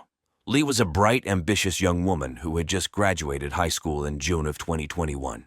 She was looking forward to starting college in the fall with plans to study business management at the University of New Orleans. Friends and family described Lee as kind-hearted, but sometimes overshadowed by her mother's dominant personality. Lee and Brandon had been dating for 2 years, and by all accounts, they were deeply in love. They had even talked about getting married after Lee finished high school, a plan that had excited both of their families in a conservative southern town where the average age of marriage is 18. However, the revelation of her mother's affair with Brandon had shattered Lee's world. The discovery of the betrayal left her heartbroken and furious, but she claimed that she was innocent of any involvement in Brandon's death. When detectives brought Lee in for questioning, she appeared emotionally drained. Dressed in jeans and a t-shirt from her high school senior class, she seemed much younger than her age, almost childlike in her grief. Detective Duval and Detective Martinez began the interrogation gently, asking her to recount her relationship with Brandon and how she found out about the affair. Lee's voice trembled as she spoke, her eyes filled with tears. She described how she had accidentally stumbled upon sexually explicit texts between her mother and Brandon a few days before his death. The discovery had led to a heated argument between her and Paulette, but Lee claimed she had tried to move past it. "I loved Brandon, and I didn't want to lose him," she said, her voice barely above a whisper. However, when asked about her whereabouts on the night of the murder, Lee's story became less clear. She insisted that she had been at a sleepover at her friend Taylor's house, just a few blocks away from Brandon's house, but she struggled to provide details about the evening. Taylor, when questioned separately, confirmed that Lee had been there but mentioned that Lee had left around midnight, a few hours before the estimated time of the murder. As the detectives pressed Lee further, her demeanor shifted from sadness to defensiveness. She denied any involvement in Brandon's death, but the anger in her voice was evident. "I would never hurt him," she repeated, though her hands trembled as she spoke. When shown evidence of the affair, including Paulette's explicit texts sent to Brandon, Lee broke down, sobbing uncontrollably. Her grief was raw, but it also raised questions. Was she crying out of loss, or was there something more she was hiding? Despite her emotional state, Lee maintained her innocence throughout the interrogation. She admitted to feeling betrayed and angry, but insisted she wasn't capable of murder. However, her unclear alibi and the intensity of her emotions left Detective Duval with lingering doubts. The third suspect in the investigation was Richard "Golly" Gerard, the 47-year-old father of Lee Gerard and husband of Paula Gerard. Richard was a successful lawyer, known locally as an ambulance chaser due to his reputation for taking on personal injury cases. He was well known in Metairie, Louisiana, for his sharp legal mind and his ability to win cases, but also for his tendency to be absent from home due to his demanding work schedule. Richard was a man who valued appearances. He took pride in maintaining a picture-perfect family image, even if it meant turning a blind eye to the troubles brewing under his own roof. While Richard was often away of the office or in court, he wasn't entirely oblivious to the tension and game of sexual jealousy between Paulette and Lee. He had his suspicions about Paulette's behavior, particularly her inappropriate sexual interest in other men, but he chose to ignore it, hoping it would resolve itself. When the police called Richard in for questioning, he appeared composed, dressed in a crisp white shirt and tie, as if preparing for a day in court. Detective Duval and Detective Martin started the interrogation by asking Richard about his relationship with his wife and daughter. Richard described his marriage to Paulette as complicated, but insisted that they had a strong bond and had sex regularly. He claimed that his relationship with Lee was also on good terms, though he admitted that they weren't as close as he would have liked, partly due to his long work hours. The detectives then shifted the focus to Brandon Thibodeau. Richard admitted that he liked Brandon and thought he was a good match for Lee. However, when confronted with the affair between Brandon and Paulette, Richard's demeanor changed. He clenched his jaw and avoided eye contact, clearly uncomfortable with the topic. He claimed that he was unaware of the affair until after Brandon's death, stating, "If I had known, I would have put a stop to it immediately." The detectives pressed Richard on his whereabouts on the night of the murder. He stated that he had been working late at his office, reviewing a case file for an upcoming trial. He provided the names of colleagues who could vouch for his alibi, but his tone was defensive. Richard's response to the interrogation was calm but distant, giving the impression that he was holding back. As the questioning continued, Richard maintained his innocence, insisting that he had nothing to do with Brandon's death. However, his reluctance to discuss the affair and his apparent detachment from the situation left the detectives uneasy. Was Richard truly ignorant of his wife's actions, or was he hiding something to protect his family's reputation? Despite his calm exterior, Richard's evasiveness during the interrogation raised suspicions. The detectives couldn't shake the feeling that there was more to his story than he was laying on. On a scorching afternoon in mid-August 2021, the police received a tip that would change the course of the investigation. It was around 3:00 p.m. when Detective Duval's phone rang. The caller, who wished to remain anonymous, claimed to have critical information about Paulette Gerard, one of the key suspects in Brandon Thibodeau's murder. The tipster hinted at something more sinister than just an affair, a secret that Paulette had been hiding for years. The detectives wasted no time. They drove straight to Paulette's office, located in a small, nondescript building on the outskirts of Metairie. The sign above the door read Beauty Buys, the name of the multi-level marketing MLM company Paulette had been running for nearly a decade. From the outside, the office looked like any other small business, but inside, the detectives would uncover a shocking twist. As they entered the office, the detectives were struck by the eerie quiet. The place was filled with beauty products, shelves lined with creams, lotions, and makeup, but there were no employees in sight. Detective Martinez noticed a locked door at the back of the office. After some persuasion, Paulette's assistant, a nervous young woman in her early 20s, reluctantly handed over the key. Behind the door was Paulette's private office, and what the detectives found inside was both disturbing and revealing. The walls were covered with photographs, many nude of Brandon, most of them sexually explicit and inappropriate. In one corner, there was a makeshift love shrine dedicated to him, complete with candles, trinkets, and handwritten notes. It was clear that Paulette's obsession with Brandon had gone far beyond a mere affair. But that wasn't all. As the detectives searched the office, they stumbled upon a stack of documents that exposed the dark side of Beauty Buys. The Manilon scheme was not just a business. It was a scam that preyed on poor Southern women, many of whom were single mothers or struggling financially. The documents revealed that Paulette had been exploiting these women, convincing them to invest thousands of dollars in beauty products they couldn't sell, while forcing them to work up to 20 hours a day to pay off their debts. The financial strain had ruined hundreds of lives, leaving these women in despair. The discovery of Paulette's fraudulent business practices provided a new motive for the murder. Paulette's world was beginning to crumble, and the pressure of maintaining her image, combined with her obsessive love for Brandon, may have driven her to kill.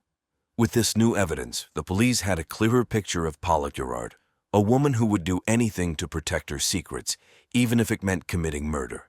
The detectives knew they were closing in on the truth. But they also realized that uncovering the full extent of Paulette's crimes would be no easy task. On August 21, 2021, the police in Metairie, Louisiana, were finally ready to make their move. After piecing together the evidence, including the disturbing findings at Paulette Gerard's Beauty Buy's office, they had no doubt about who was responsible for Brandon Thibodeau's brutal murder.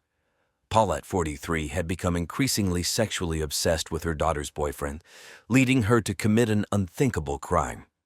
Paulette Gerard was known as a charismatic and successful businesswoman, running a multi-level marketing MLM company called Beauty Buys. But behind her polished exterior, Paulette was hiding dark secrets. The investigation revealed that she had been having an affair with Brandon for several months. When Brandon tried to end the affair to focus on his relationship with Paulette's daughter, Lee, Paulette's obsession turned deadly. On the night of the murder, Paulette confronted Brandon in the kitchen of his grandmother's house, a place Brandon had taken Paulette to have sex many times. Fueled by jealousy and the fear of losing control, Paulette grabbed the kitchen knife and stabbed Brandon multiple times. The attack was vicious, leaving him with deep wounds and nearly gouged out eyes. After the murder, Paulette tried to cover her tracks, but her obsession with Brandon and her fraudulent business dealings eventually led the police straight to her. The arrest took place in the early morning hours of August 21. The police arrived at Paulette's upscale home in a quiet suburban neighborhood, just as the sun was rising. They knocked on the door, and Paulette answered, still dressed in her silk pajamas, clearly not expecting visitors. The detectives calmly informed her that she was under arrest for the murder of Brandon Thibodeau.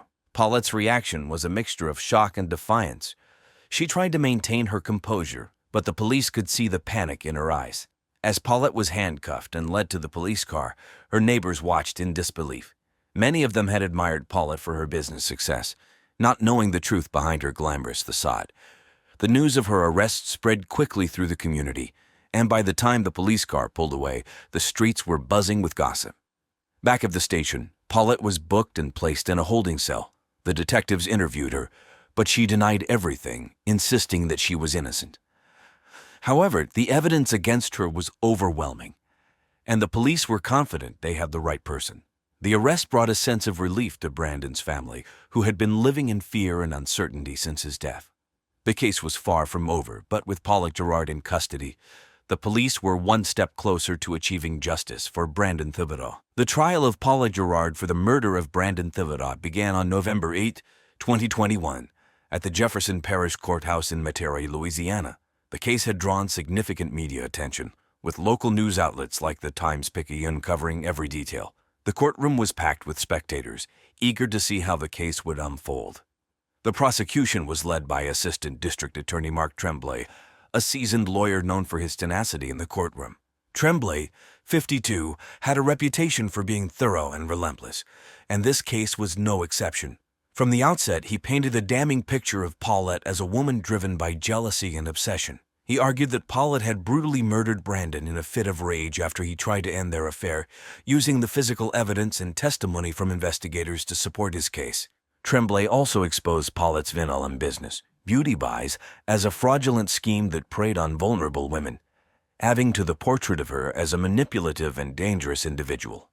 On the defense side was attorney Charles Chuck Lemoyne, a sharp and experienced lawyer with a history of defending high-profile clients. Lemoyne, 48, was known for his calm demeanor and ability to create doubt in the minds of jurors.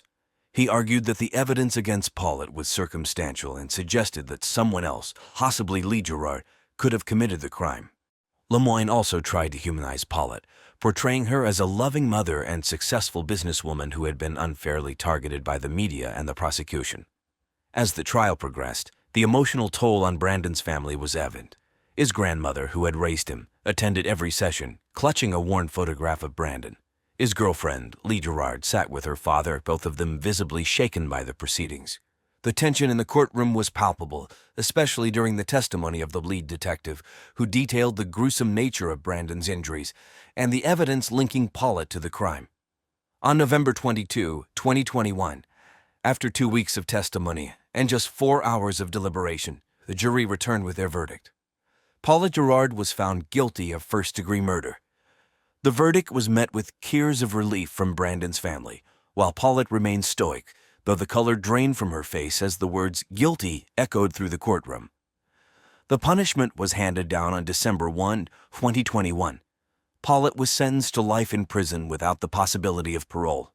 The sentence was a harsh but fitting end to a case that had shocked the community.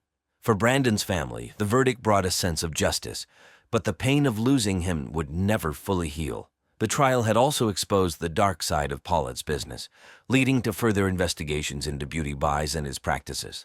The sentencing marked the end of one chapter but left many in the community reflecting on the tragedy and its lasting impact. After the trial, life in Metairie, Louisiana, slowly returned to normal, but the shock of Brandon Thibodeau's murder lingered in the community.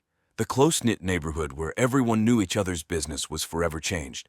The once bustling Girard household became quiet. Pollitt Girard's life sentence left a void in the family that was hard to fill. Her husband, Richard Golly Girard, a successful lawyer, tried to maintain a sense of normalcy, but the scandal and loss weighed heavily on him. He continued his work but withdrew from social circles, avoiding the curious stares and whispered conversations that followed him everywhere he went. Lee Girard, Pollitt's daughter, struggled to move forward. The revelation of her mother's affair with Brandon and the brutal murder had shattered her world. She left Metairie shortly after the trial, enrolling in a college out of state to escape the painful memories. Though she tried to focus on her studies, the trauma was never far from her mind. Friends said she became more reserved, no longer the bright and ambitious girl she once was. The aftermath of the trial also had a significant impact on the broader community. Beauty Buys, Pollitt's multi-level marketing company, came under intense scrutiny. Investigations revealed the extent of the financial and emotional damage caused by the company, leading to its eventual shutdown. Many women who had invested in the business were left in debt, their lives upended by the scam. Local news outlets like WWO-TV continued to cover the fallout, and the scandal became a cautionary tale about the dangers of predatory businesses. In the end, the trial and its aftermath left a lasting mark on everyone involved. It was a tragic reminder of how quickly lives can be torn apart and how the consequences of one person's actions can ripple through an entire community. Noah Beasley was a 19-year-old with a shy and quiet personality. Born and raised in the small town of Cottonwood, Arizona, Noah had just graduated from high school in May 2021, where he was known as the shy kid who always carried a guitar on his back. While many of his classmates were preparing for college or starting jobs, Noah was still trying to figure out what he wanted to do with his life. He had a passion for music and dreamed of becoming a musician one day, but he hadn't yet decided how to make that dream come true. Noah lived with his mother, Jenna Beasley, in a modest trailer on the outskirts of town. Their financial situation was tough. Jenna was a single mother who had struggled to make ends meet for most of Noah's life, especially after losing her job due to the economic downturn caused by the pandemic. The stress of their financial difficulties weighed heavily on Noah. He often felt responsible for helping his mother, who was deeply in debt. Despite his quiet nature, Noah had a kind heart. He was the type of person who would go out of his way to help others, even when he was struggling himself. In the days leading up to his death, Noah was in a strange situation. Just a week earlier, he had married Gertrude "Gertie" Hartford, a 65-year-old retired heiress. Gertie was known for her extravagant lifestyle and had been married several times before. She insisted on a grand wedding, which took place at a luxury resort in nearby Sedona. The wedding was over the top, with expensive decorations, a gourmet menu, and a designer wedding dress that Gertie had specially made. Her groom, Noah, however, seemed out of place at the event. He appeared nervous and unsure about the whole situation. The sudden announcement of his marriage to 65-year-old Gertrude Hartford came as a shock to everyone who knew him. Many wondered what could have led the gentle, introverted Noah to make such a drastic decision. Some speculated it was connected to his mother's financial struggles, while others feared he was being manipulated. Noah's relationship with Gertie wasn't just unusual because of their age difference. Gertie was a demanding and controlling person. She often threw tantrums when things didn't go her way, and Noah found himself increasingly overwhelmed by her behavior. He confided in his mother about his doubts and fears, but Jenna encouraged him to stay in the marriage. As a result, Noah felt trapped, torn between his mother's wishes and his growing discomfort with his new life. At the time of his death, Noah was still trying to navigate his new reality. He had withdrawn from his friends and spent most of his time in his new home with Gertie. His dream of becoming a musician seemed further away than ever. He was a young man who had lost his way, unable to see a future that made sense to him. On the morning of October 8, 2021, The peaceful town of Sedona was shaken by a grim discovery. At 8:30 a.m., Marjorie Lane, an 82-year-old neighbor, was out for her daily walk when she noticed something unusual at the luxurious home of Gertrude Hartford Beasley. The curtains were drawn, and the front door was slightly ajar. Marjorie, who had lived in the neighborhood for over 30 years, found this odd, especially since Gertrude was known for her strict routine and usually had everything in perfect order. Curious and concerned, Marjorie decided to check on the house. As she approached, she called out, but there was no answer. Hesitant, she stepped inside and immediately noticed a strong, bitter smell. It was then that she saw Noah Beasley lying motionless on the living room floor. His body was slumped against the couch, and scattered around him were several empty pill bottles, all prescription medications. A half-empty glass of water sat on the coffee table beside him. Marjorie was frozen in shock, her heart racing. She had known Noah and couldn't believe what she was seeing. Fighting back tears, she quickly pulled out her phone and dialed 911, her hands trembling as she gave the operator the address and explained what she had found. When the 911 operator asked her to check for signs of life, Marjorie hesitated but did as she was told. She knelt beside Noah and gently shook his shoulder, calling his name. There was no response. She could see that his face was pale, his lips slightly blue, and his breathing had stopped. Marjorie's mind was racing. She recalled the wedding just a week before, where Noah had looked so out of place, standing beside the much older Gertrude in her extravagant wedding gown. She couldn't understand how things had gone so wrong so quickly. With tears streaming down her face, she stayed on the phone with the 911 operator until the police and paramedics arrived. The authorities quickly declared Noah dead at the scene. Marjorie, shaken and devastated, was escorted outside, where she sat on the curb, staring blankly at the house where Noah's young life had tragically ended. The police arrived at the Hartford Beasley residence just before 9:00 a.m. on October 8, 2021. Leading the investigation was Detective Marla Grunwald, a seasoned investigator with the Sedona Police Department. Known for her sharp instincts and no-nonsense attitude, Detective Grunwald wasted no time in assessing the scene. Accompanied by Officer Tom Jenkins, a young but eager recruit, they entered the home that had now become the center of a tragic mystery. The living room, where Noah's body was found, was eerily quiet. The luxurious furniture and tasteful decor contrasted starkly with the lifeless figure on the floor. Detective Grunwald immediately noticed the empty pill bottles scattered around Noah and the glass of water on the coffee table. She took note of the labels, prescriptions for medications like Xanax and Oxycontin, drugs often associated with overdose cases. The scene itself was surprisingly clean. No signs of struggle, no overturned furniture, no blood. It was almost too clean, which raised red flags for Detective Grunwald. The neatness suggested that whatever had happened, it wasn't the result of a sudden, chaotic event, but something more calculated. Detective Grunwald directed Officer Jenkins to begin photographing the scene while she called in a forensics team to dust for fingerprints and gather evidence. The coroner, Dr. Evelyn On, arrived shortly after to examine the body. She confirmed that Noah had likely died from an overdose, but the amount of drugs present, far beyond the recommended limit, made it clear that this was no accident. As they continued their investigation, Detective Grunwald's eyes were drawn to a small detail, a wedding photo of Noah and Gertrude on the mantel. In the photo, Noah's expression was distant, his eyes downcast, a stark contrast to Gertrude's beaming smile. It was a subtle but telling sign that all was not well in this Newlywed household. The forensics team carefully collected the pill bottles, the glass of water, and any other potential evidence. They also noted a faint smell of perfume in the air, a scent Detective Grunwald recognized as something Gertrude was known for, a signature fragrance from an upscale brand, Channel No. 5. By the time they finished, Detective Grunwald had a growing sense that this was more than just an overdose. The evidence pointed to foul play, and the investigation was only just beginning. As the investigation into Noah Beasley's death deepened, the police turned their attention to the most obvious suspect, Gertrude "Gertie" Hartford Beasley, Noah's 65-year-old wife. Gertie was a well-known figure in Sedona, infamous for her extravagant lifestyle and commanding personality. Born into wealth, Gertie had been married multiple times, each union ending in a bitter divorce. Gertie was obsessed with staying youthful and was legendary for her tantrums when things didn't go her way. Her reputation as a bridezilla was well-earned, as she demanded nothing but perfection from everyone around her. When Detective Marla Grunwald and Officer Tom Jenkins arrived at Gertie's home later that afternoon, they found her lounging by the pool, just a few feet from where her husband died, sipping on a mimosa and flipping through the latest issue of Vogue. Despite the tragic circumstances, Gertie seemed unnervingly calm. Dressed in a designer kaftan and oversized sunglasses, she exuded an air of indifference that immediately caught Detective Grunwald's attention. Gertie greeted the officers with a smile, but it didn't reach her eyes.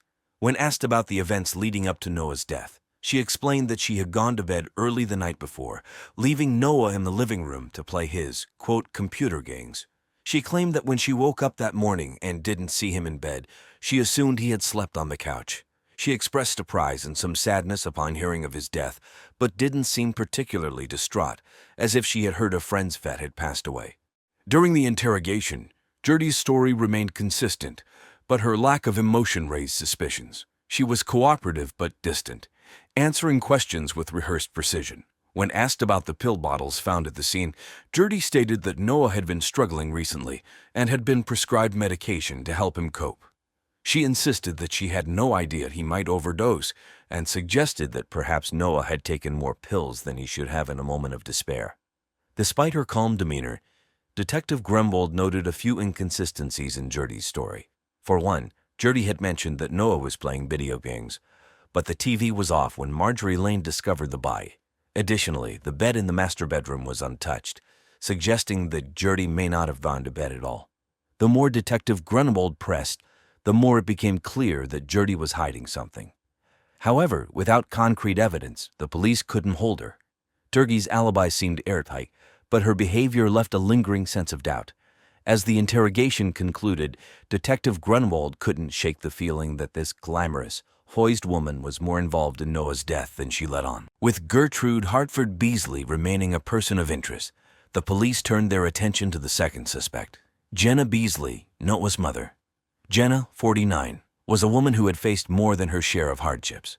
Her life had been a series of bad decisions, each one seemingly worse than the last. Struggling with crushing debt, Jenna had resorted to selling prescription drugs under the table, a secret she had managed to keep hidden from most, but not all, having been arrested several times. Detective Marla Grunwald knew that Jenna's desperation might have driven her to push Noah into his ill-fated marriage with Gertrude. After all, the union offered Jenna a lifeline out of her financial woes. The idea that her son's marriage could secure her future was too tempting to resist. But what cost? When the police brought Jenna in for questioning, she appeared frazzled and nervous. Dressed in faded jeans and a worn t-shirt, she was a stark contrast to the polished image of Gertrude. Jenna's hands shook as she lit a cigarette, a habit she had picked up again in recent months, and her voice wavered as she answered the detective's questions. Jenna admitted that she had encouraged Noah to marry Gertrude, painting it as an opportunity he couldn't pass up. She spoke of the wedding, held at a lavish Sedona resort, where Noah had seemed out of place amidst the opulence. Jenna claimed she had wanted the best for her son, that she believed Gertrude could provide him and her with money, something she had never been able to provide. However, when the conversation shifted to the drugs found at the scene, Jenna became defensive. She denied knowing anything about the massive amount of pills, insisting that Noah must have taken them himself and gotten it from someplace else.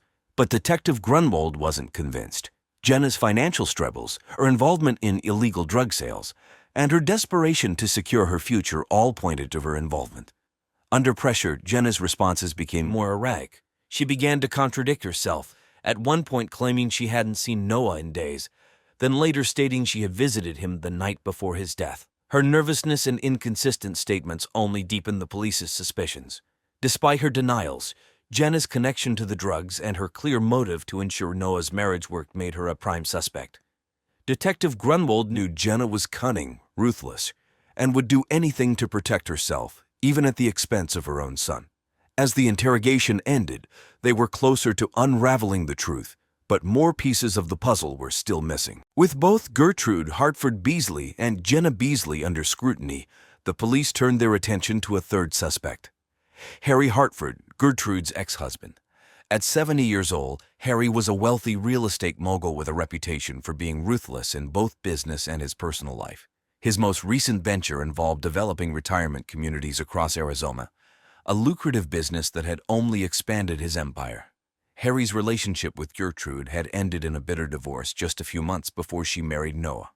The divorce had been a public spectacle, gossiped about in Arizona's highest social circles. Gertrude had walked away with a sizable portion of Harry's wealth, leaving him angry and humiliated. The timing of Noah's marriage to Gertrude, a much younger boy toy, had added insult to injury. Harry's jealousy and lingering resentment made him a prime suspect in the investigation. Detective Marla Grunwald and Officer Tom Jenkins decided to bring Harry in for questioning. When they arrived at his sprawling estate, they found him in his home office, surrounded by legal documents and architectural blueprints. Harry greeted them with a firm handshake, his demeanor confident and controlled. Unlike Jenna, who had been nervous and agitated, Harry was calm and collected, almost as if he had been expecting their visit. During the interrogation, Harry was cooperative, but his answers were carefully measured. He admitted that he was angry about Gertrude's new marriage, describing it as a slap in my bleeping face. However, he denied any involvement in Noah's death. Harry explained that he had been busy with his business and had little contact with Gertrude or Noah since the divorce. When asked about his whereabouts on the night of Noah's death, Harry provided a solid alibi. He claimed he had been at a business dinner in Phoenix, meeting with potential investors. Several high-profile attendees could vouch for his presence, making it difficult for the police to challenge his alibi. Despite his cooperation, Detective Grunwald couldn't shake the feeling that Harry was hiding something. His calmness seemed almost too practiced, as if he had rehearsed his responses. The fact that he had been seen arguing with Gertrude just days before Noah's death only added to the suspicion. Witnesses had reported a heated exchange between the two at a local country club, where Harry had reportedly told Gertrude she would regret their divorce. While the police didn't have enough evidence to arrest Harry, his possible motive, jealousy and revenge, kept him firmly in their sights. The investigation was far from over, and Detective Grunwald knew they had to dig deeper to uncover the truth. On October 15, 2021, just as the investigation seemed to be stalling, a critical piece of new evidence emerged. It was a cool, sunny afternoon, with clouds beginning to form over Sedona. Detective Marla Grunwald was at the station, reviewing the case files once again, when Officer Tom Jenkins rushed in, holding a sealed envelope. It had been delivered anonymously to the station that morning, raising immediate suspicion. Inside the envelope was a USB drive. The contents of the drive were shocking. A series of text messages between Gertrude Hartford Beasley and an unknown contact, dated just days before Noah's death. The messages detailed a plan Gertrude had been hatching to divorce Noah and cut him out of her will, using her knowledge of Jenna Beasley's illegal drug dealings as legal leverage. The messages were laced with Gertrude's frustration over Noah's sullen attitude and lackluster sexual performance as her husband, and her growing impatience to rid herself of him. "Sex with him is so vanilla," one message read. "His bleep is smaller than my ring finger." Another chilling text stated, "If that bleep Jenna thinks she's getting away with this bleep, she's got another thing coming. I'll make sure she and that small bleep pay." The messages provided crucial insight into Gertrude's mindset and her intentions. It became clear that she had been orchestrating a plan to eliminate both Noah and Jenna from her life. But the messages also hinted at the involvement of a third party, someone who was helping Gertrude gather information on Jenna's prescription drug dealing. Detective Grunwald and her team immediately began tracing the origins of the messages. They discovered that the anonymous contact was, in fact, one of Gertrude's private investigators, someone she had hired to dig up dirt on Jenna in the days before she married Noah. This investigator had uncovered Jenna's drug dealing record and was feeding Gertrude the information she needed to execute her plan. The new evidence painted a damning picture of Gertrude as a manipulative and vengeful woman, willing to go to any lengths to get what she wanted. It also raised serious questions about Jenna's role in Noah's death. Had Jenna learned of Gertrude's plan and acted out of desperation, or was she merely a pawn in Gertrude's twisted game? With this fresh evidence in hand, the police intensified their focus on both Gertrude and Jenna. The investigation took on a new urgency as it became clear that the truth was far more complex than anyone had initially suspected. The pieces were starting to fall into place, but the full story had yet to be revealed. On October 20, 2021, as the investigation neared its breaking point, Detective Marla Grunwald received a breakthrough. After analyzing the text messages found on the USB drive and cross-referencing them with phone records, it became clear that Jenna Beasley, Noah's own mother, was behind the deadly plot. Jenna had been using her son as a sexual pawn, driven by desperation and greed. The police now had enough evidence to arrest her. Jenna Beasley, 49, was a woman who saw life as a constant struggle. Crushed by debt and haunted by poor life choices, Jenna saw Noah's marriage to Gertrude as her ticket out of financial ruin. She was terrified that Noah, who was not known to be sexually interested in women, would leave Gertrude, shattering Jenna's hopes for a steady supply of cash. To ensure that wouldn't happen, Jenna had been secretly feeding Noah prescription drugs and sexual enhancers to keep him compliant and performing sexually. But her plan went terribly wrong when Noah accidentally overdosed, taking far more than she had intended. The twist came when it was revealed that Gertrude, unsatisfied with Noah's lack of sexual enthusiasm as a husband, had been planning to divorce him and cut both him and Jenna out of her life. She had discovered Jenna's drug dealings and intended to use that information to keep them out of her money. But Jenna, desperate to keep the marriage intact, took matters into her own hands. On the night of Noah's death, Jenna had given him a stronger dose of the drugs, hoping to calm him down. But Noah, distraught over his loveless marriage and fearful of Gertrude's viciousness, took even more pills on his own, leading to a fatal overdose. Jenna hadn't meant to kill her son, but her actions directly caused his death. When the police confronted Jenna with the evidence, she initially denied everything. Her demeanor was panicked and frantic, a stark contrast to her earlier calm. But as Detective Grunwald laid out the damning messages and phone records, Jenna's defenses crumbled. Jenna claimed she never intended to kill her son, only to keep him in the marriage until they could secure their financial future. Jenna's arrest sent shockwaves through the small towns of Sedona and Cottonwood. Noah's family was devastated by the revelation that his own mother had caused his death. The community, already shaken by the bizarre circumstances of the marriage, was now grappling with the tragic reality that greed and desperation had led to such a senseless loss. As Jenna was led away in handcuffs, she appeared numb, unable to fully grasp the gravity of her actions. The Beasley family, overwhelmed by grief, expressed their sorrow and disbelief, struggling to come to terms with what had happened. The arrest marked the end of a dark chapter in Sedona's history, but the pain and shock would linger for a long time. Jenna Beasley's trial began in early December 2022. The courtroom was packed with reporters from outlets like the Arizona Republic and True Crime Weekly, eager to cover the shocking details of the case. The prosecution, led by Assistant District Attorney Mark Christensen, 42, painted Jenna as a manipulative and desperate woman who had placed her own financial needs above the life of her son. Christensen, known for his sharp intellect and relentless pursuit of justice, argued that Jenna's actions were premeditated and driven by greed. He pointed to the text messages, phone records, and Jenna's own confession as irrefutable evidence of her guilt.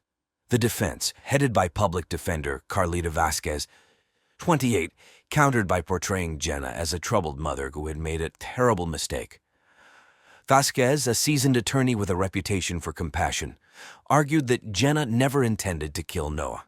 She emphasized Jenna's financial struggles, her desperation to secure a better future for her family, and the fact that Noah's death was accidental. Vasquez appealed to the jury's sympathy, asking them to consider Jenna's difficult circumstances and the pressure she was under. Throughout the trial, Noah's family watched in agony. His mother's actions had torn their family apart, and the pain was evident in their tearful expressions. The prosecution's case was strong, but the defense's argument for leniency struck a chord with some jurors. On December 15, 2022, the jury delivered their verdict. Jenna Beasley was found guilty of involuntary manslaughter.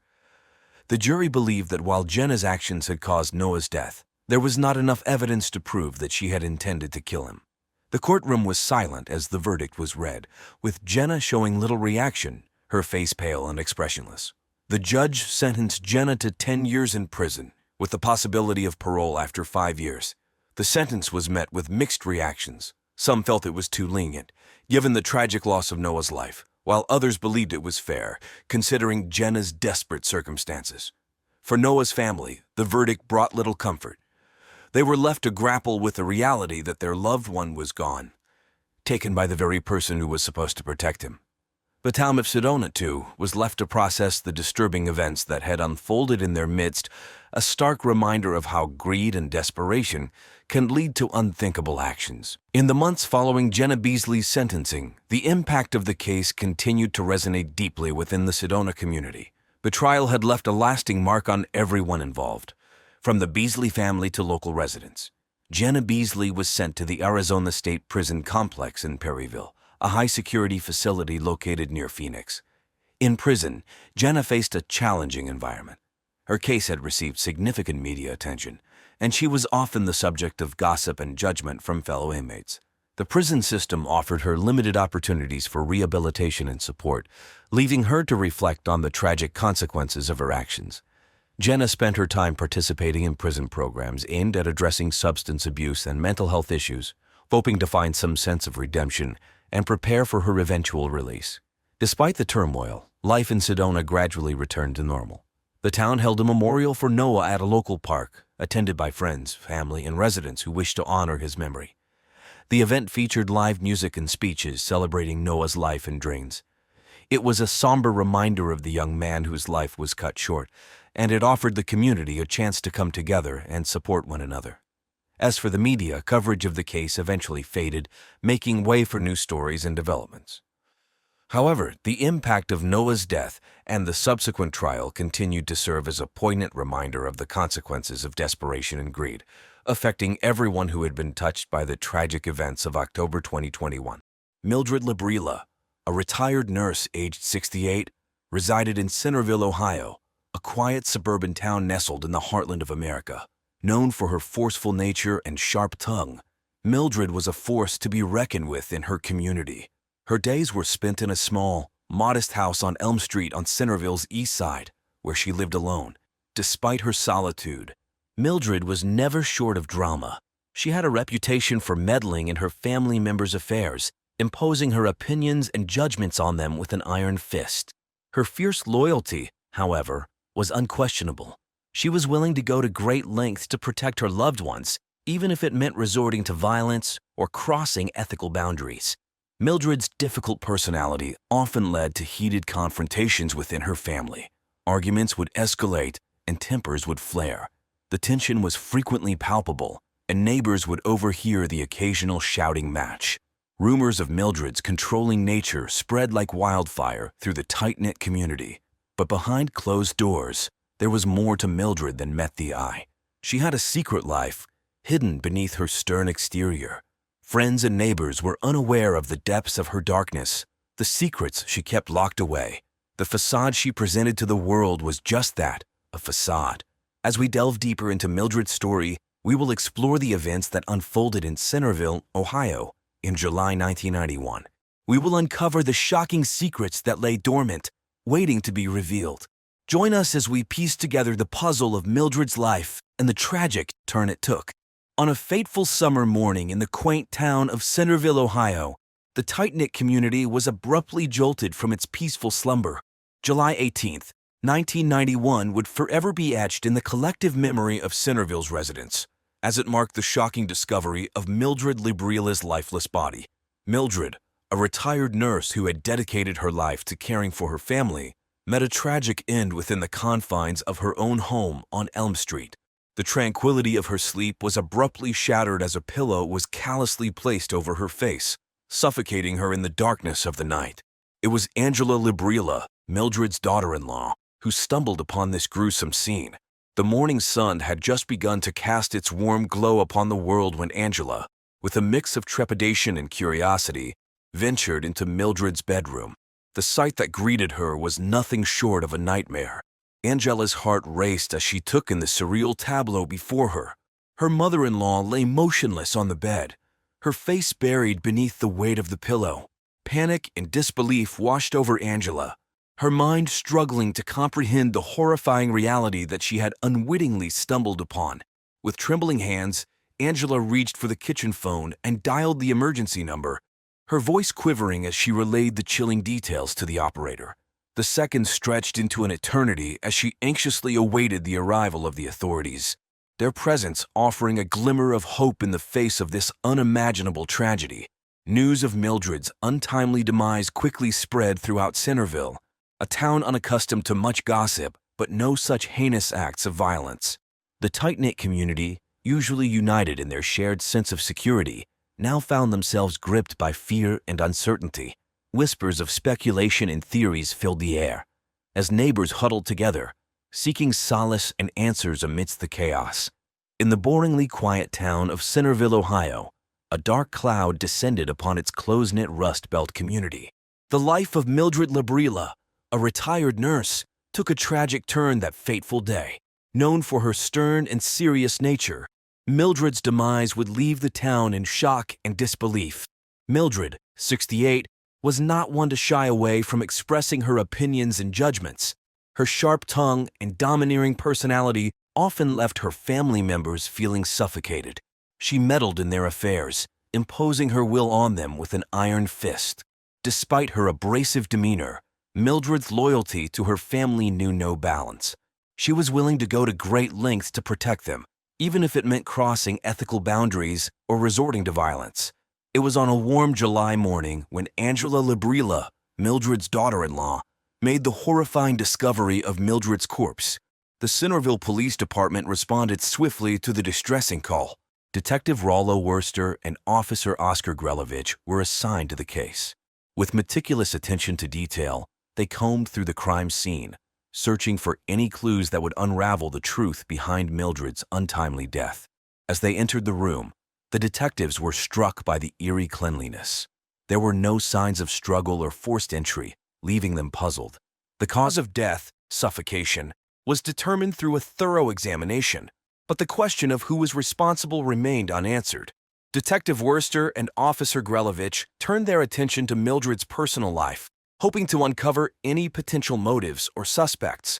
They interviewed family members, neighbors, and friends, piecing together the puzzle of her final days. Rumors circulated throughout the town, speculating on hidden secrets and clandestine affairs. The investigation into Mildred Labrilla's death captivated the small community of Centerville.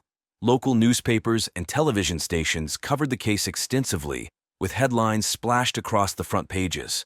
The town's residents were on edge, questioning their own safety and the trust they had placed in their neighbors. As the days turned into weeks, Detective Worster and Officer Grelovich tirelessly pursued every lead, determined to bring justice to Mildred and closure to the community. Their investigation would uncover a web of deceit, betrayal, and secrets that would shock Centerville to its core. Angela Labrilla, a 38-year-old woman from Centerville, Ohio, found herself at the center of a shocking crime investigation in July 1991. Angela, known for her kind-hearted nature and gentle demeanor, had long endured the torment of her mother-in-law, Mildred Labrilla.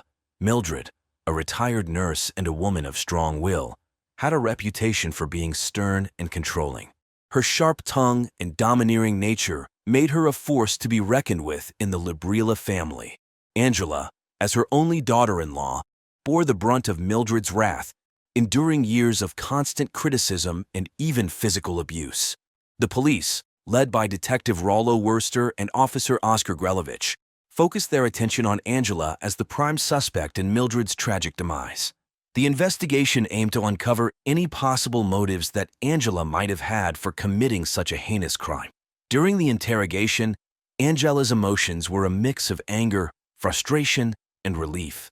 Anger, stemming from the years of mistreatment she had endured at the hands of Mildred. Frustration, as she had often felt trapped and powerless in her own home.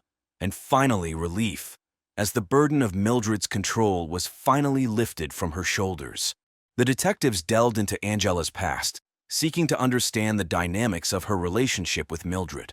They discovered a pattern of abuse that stretched back years, with Angela enduring not only verbal assaults, but also physical beatings and even vicious whippings that would leave a legacy of scars on her back. The investigators meticulously documented the instances of abuse, building a case that would shed light on the toxic environment in which Angela had lived. As the investigation progressed, the detectives sought out witnesses who could provide insight into the volatile relationship between Mildred and Angela. Friends and neighbors were interviewed, painting a picture of a woman who ruled her family with an iron fist. The stories of Mildred's controlling behavior were corroborated by multiple sources, further strengthening Angela's claims of abuse. Despite the mounting evidence against Angela, the detectives remained open to other possibilities. They explored alternative theories, considering the potential involvement of other family members or even an unknown assailant. The investigation was far from over, and the truth behind Mildred's tragic demise still eluded the authorities. Jack Labrilla, a 40-year-old man and owner of the local Pizza Hut, became another person of interest in the ongoing investigation into the tragic death of his mother, Mildred Labrilla. As authorities delved deeper into the case, they uncovered a complex web of family dynamics and a history of physical and emotional abuse that may shed light on Jack's potential involvement. Jack, known for his passive demeanor and aversion to conflict, had long endured his mother's domineering personality.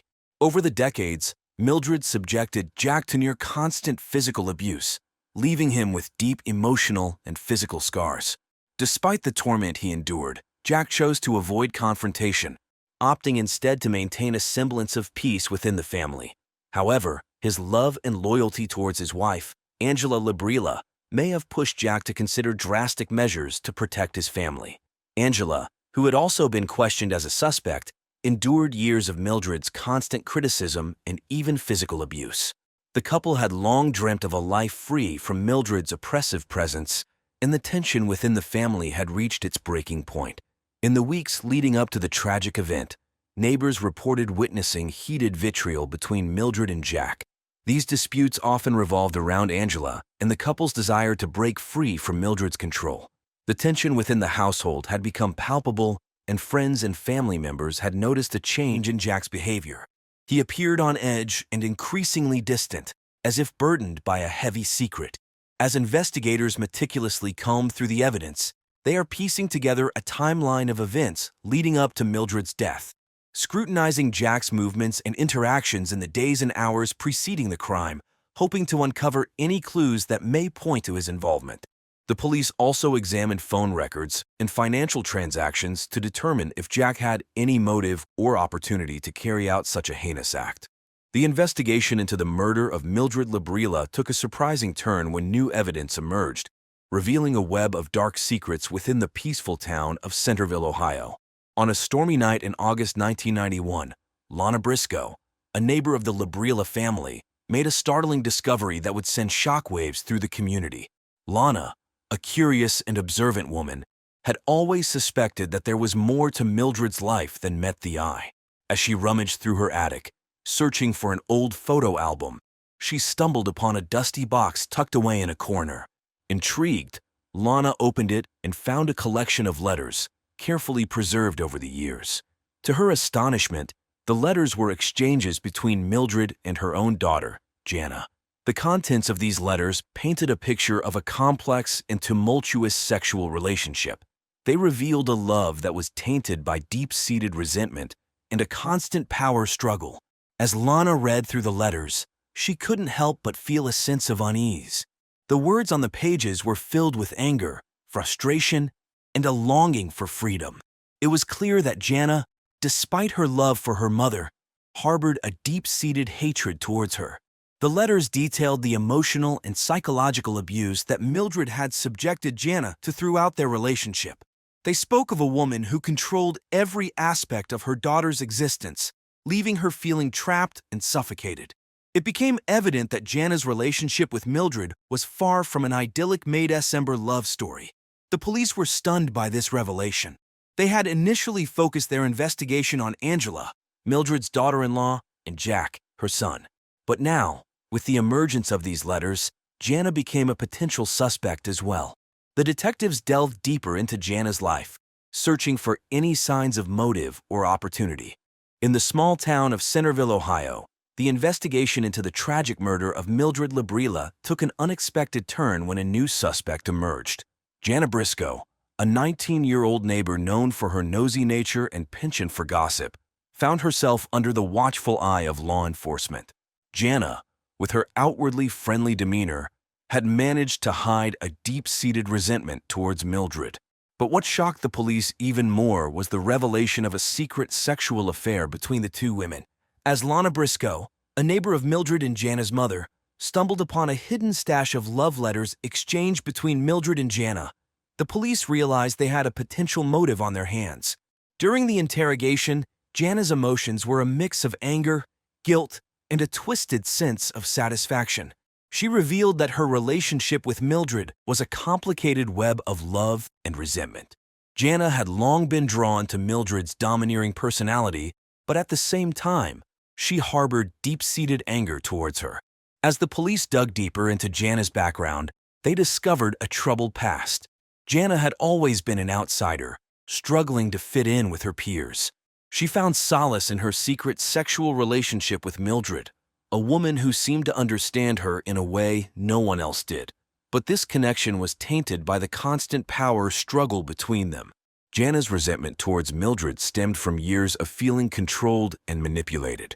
She resented the way Mildred used their relationship as a means of exerting power over her. The police began to piece together a motive, as Jana's desire to break free from Mildred's control became increasingly evident. The investigation into Jana's involvement in Mildred's murder continued, as the police delved into her alibi and gathered evidence. They meticulously combed through phone records, interviewed witnesses, and analyzed the letters exchanged between Jana and Mildred. As the town of Centerville buzzed with speculation, the police were determined to uncover the truth. The investigation into Jana Briscoe's potential role in the murder of Mildred Bridezilla was far from over. In a stunning turn of events, the Centerville Police Department identified Angela Bridezilla, 38, as the perpetrator behind the heinous murder of Mildred Bridezilla, her mother-in-law. After an exhaustive investigation, Angela's motive for the crime was revealed, shedding light on the dark secrets that plagued this close-knit community in 1991. The investigation into Mildred's death began when Angela, who had endured years of abuse at the hands of her mother-in-law, made the horrifying discovery of Mildred's lifeless body. The scene was chilling, with a pillow placed forcefully over Mildred's face, suffocating her in her sleep. Angela, overwhelmed with shock and disbelief, immediately alerted the authorities, setting into motion a chain of events that would unravel the truth behind this tragic incident. As the investigation progressed, Angela, despite being known for her gentle demeanor and kind-hearted nature, emerged as the prime suspect. Her tumultuous relationship with Mildred, marked by constant criticism and physical abuse, including beatings and even whippings, provided a motive for the crime. The police interrogated Angela, desperate to uncover the truth behind Mildred's demise. Her response was a mix of anger, frustration, and a glimmer of relief, as she finally felt free from Mildred's control. After painstakingly piecing together the puzzle, the police ultimately identified Angela Bridezilla as the murderer. Motivated by a desperate desire to escape Mildred's controlling influence and to protect her family from further harm, Angela took matters into her own hands. Suffocating Mildred with a pillow, she sought to free herself from her mother-in-law's grip and ensure her family's safety. The murder was a tragic consequence of Angela's fear and frustration as she sought to regain control over her own life. The trial that followed Angela Bridzilla's arrest was a gripping and emotional journey that captivated the residents of Centerville, Ohio. District Attorney Brianna Alfonsi, known for her tenacity and sharp legal skills, led the prosecution's case against Angela. The courtroom was filled with tension as the trial unfolded, with the victim's family, friends, and curious onlookers anxiously awaiting justice. During the trial, the prosecution meticulously presented their evidence, aiming to prove Angela's guilt beyond a reasonable doubt. They showcased the pillow used to suffocate Mildred Bridezilla, expertly linking it to Angela through DNA analysis. They also called upon witnesses, including neighbors who had heard heated arguments between Angela and Mildred, as well as medical professionals who testified to the extent of Mildred's physical abuse. Defense attorney Michael Carl Shrew, renowned for his ability to empathize with his clients, fought tirelessly to present Angela's side of the story. He painted a picture of a woman pushed to her limits, trapped in an abusive relationship with her mother-in-law. Shrew argued that Angela's actions were driven by desperation and a genuine fear for her family's safety. After days of intense deliberation, the jury reached a verdict.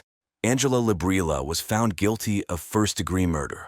The courtroom erupted in a mix of emotions, with some expressing relief that justice had been served, while others questioned whether Angela's desperate circumstances should have been taken into account. Judge Mary Breedlove, known for her strict adherence to the law, delivered the sentencing. Angela was sentenced to life in prison without the possibility of parole. The courtroom fell silent as the weight of the sentence sank in, Some found solace in the closure the sentencing brought, believing that Mildred's death had been avenged. Others, however, felt a sense of unease, wondering if Angela's punishment truly reflected the complexity of the situation.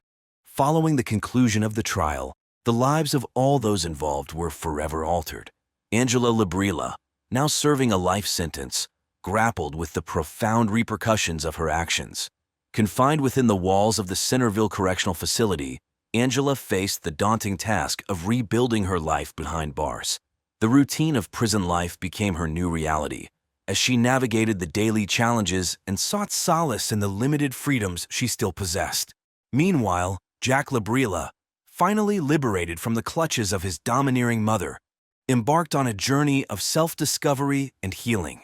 With the weight of his mother's influence lifted, Jack focused on rebuilding his shattered life and protecting his family from further harm. He immersed himself in his work at the local Pizza Hut, a popular dining choice for this Midwestern community starved of places to eat. Jana Briscoe, burdened by the weight of guilt and regret, embarked on a path of redemption. Haunted by her secret affair with Mildred and the role it played in the tragic events that unfolded, Jana sought solace in the support of her family and the guidance of a therapist. In the aftermath of the trial, questions lingered in the minds of many. Some questioned whether justice had truly been served, while others found solace in the closure the trial brought. The impact of Mildred's death reverberated throughout the community, serving as a stark reminder of the destructive power of control and the length some will go to escape it. In the summer of 2001, as the world slowly adjusted to the new millennium, Ray Truscott, a 53-year-old life insurance analyst from Plano, Texas, was preparing to celebrate a milestone that many couples dream of but few reach: his 20th wedding anniversary. Ray, a father of 3, was known in his community as a man of integrity and dedication. He had built a stable career at Newlywed Financial, a reputable firm known for its competitive edge in the bustling Dallas-Fort Worth metroplex. A graduate of the University of Texas at Austin, Ray had climbed the ranks through sheer determination and a knack for numbers. His colleagues often described him as the first to arrive and the last to leave the office, a testament to his work ethic. Ray's life at home was no less exemplary. His wife, Dinah, and their children were the center of his world. Neighbors would often see the Truscott family at community events or hear about their travels to places like the Grand Canyon or Disney World, the latter being featured in a 2001 Disney vacation planning VHS that had just been released. Ray's personality was a blend of the analytical mind of an insurance analyst and the warm heart of a family man. He was known for his dry wit, often referencing the latest Dilbert comic strip, which amusingly captured the quirks of corporate culture. His dreams, though, were not confined to spreadsheets and actuarial tables.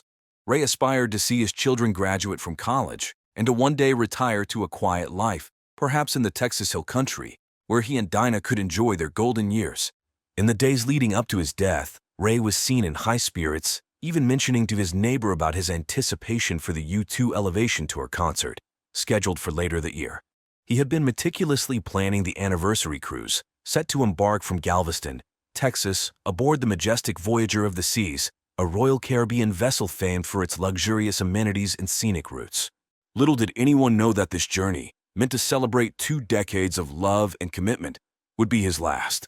On the morning of June 15, 2001, as the Voyager of the Seas, a Royal Caribbean cruise liner, cut through the tranquil waters of the Gulf of Mexico, an unsettling discovery was made that would mar the ship's record of idyllic voyages.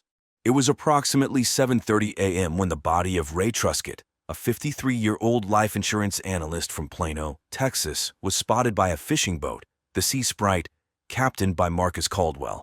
The vessel, a common sight in these waters, was out for its regular trawl when it stumbled upon the grim scene.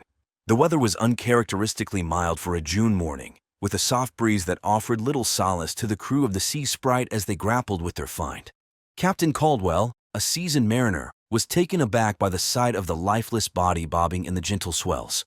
His initial shock quickly turned to action as he radioed the Coast Guard, his voice steadied but tinged with the gravity of the situation. The crew, maintaining their composure, secured the area to preserve the integrity of what was now a crime scene. The discovery sent ripples through the media, with local news channels like KHU interrupting their regular programming to report on the incident. The cruise ship, which had set sail from Galveston, a port city still bustling with tourists flocking to attractions like Moody Gardens and the recently opened Schlitterbahn water park, was now the center of a tragic narrative. As the news of the discovery reached the ship, passengers who had been enjoying amenities such as the ship's ice skating rink and mini golf course were struck by a palpable sense of disbelief. The vacationers, many of whom were Texans looking to escape the early summer heat, were now witnesses to a real-life drama unfolding in the midst of their leisure. The serene morning of June 15, 2001, aboard the Voyager of the Seas was abruptly shattered when word of Ray Truscott's untimely death reached the ship's captain. Within hours, the vessel, a floating city that boasted a rock-climbing wall and an opulent dining hall, transformed into a somber crime scene. The U.S. Coast Guard, alongside the FBI, tasked with investigating crimes on international waters, quickly dispatched their best agents to the ship, which was now anchored off the coast of Galveston, Texas. Detective Corinne Henning and Detective George Givens were among the first to arrive. Henning, with a reputation for her unerring gut instinct, and Givens, known for his methodical approach to crime solving, stepped onto the ship with a sense of urgency. The media frenzy had already begun, with outlets broadcasting live updates, fueling public interest and speculation. The detectives made their way to stateroom 7156, the last known location of the victim. To their seasoned eyes, the interior of the room appeared undisturbed, the bed neatly made, and personal effects arranged as if awaiting their owner's return. However, the balcony presented a stark contrast. Chairs were overturned, and a single glass lay shattered, its fragments catching the morning light, a silent testament to the struggle that had occurred. The crime scene was meticulously processed. Forensic teams dusted for fingerprints, combed through fibers, and collected DNA samples, while the ship's CCTV footage was seized for review. The investigators' presence was a solemn reminder to the passengers that their idyllic retreat had been breached by violence. As the investigation unfolded, the world outside continued its pace.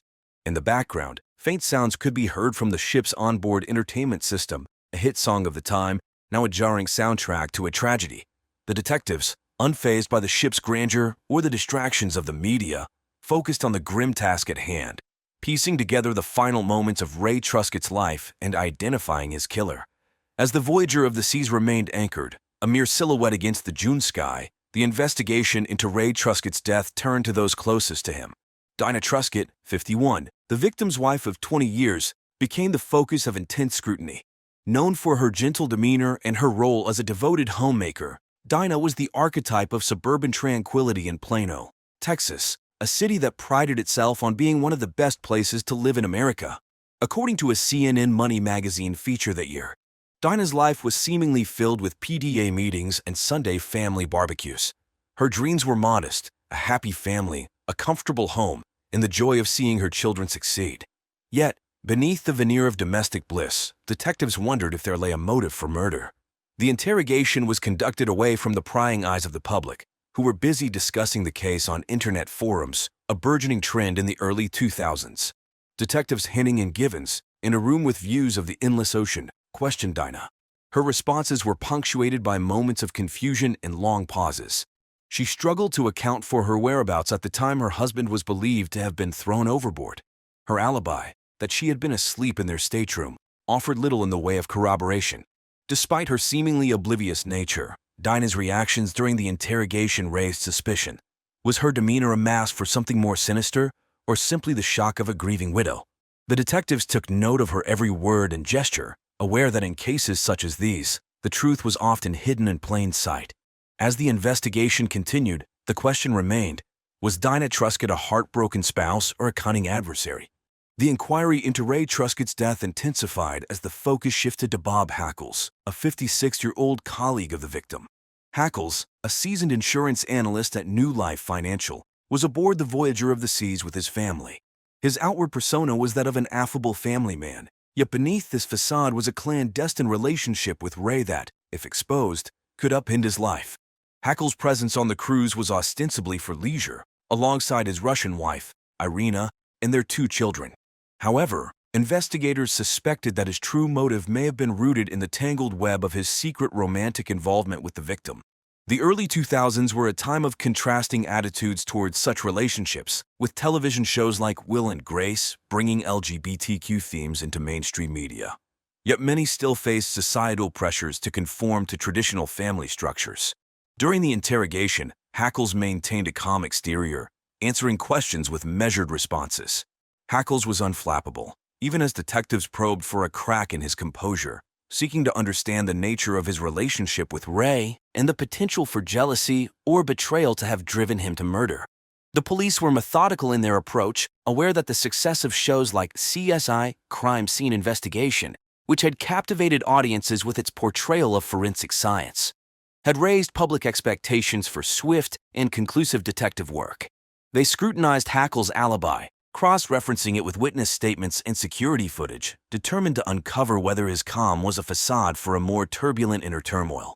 As the investigation delved deeper, the question loomed: could Bob Hackles, the man who shared whispered confidences and stolen moments with Ray Truscott, be capable of ending the life of the man he loved? On June 17, 2001, 2 days after the discovery of Ray Truscott's body, a new piece of evidence surfaced aboard the Voyager of the Seas. The morning was marked by a gentle Gulf breeze as a crew member, performing routine maintenance along the starboard side of the ship, noticed something unusual.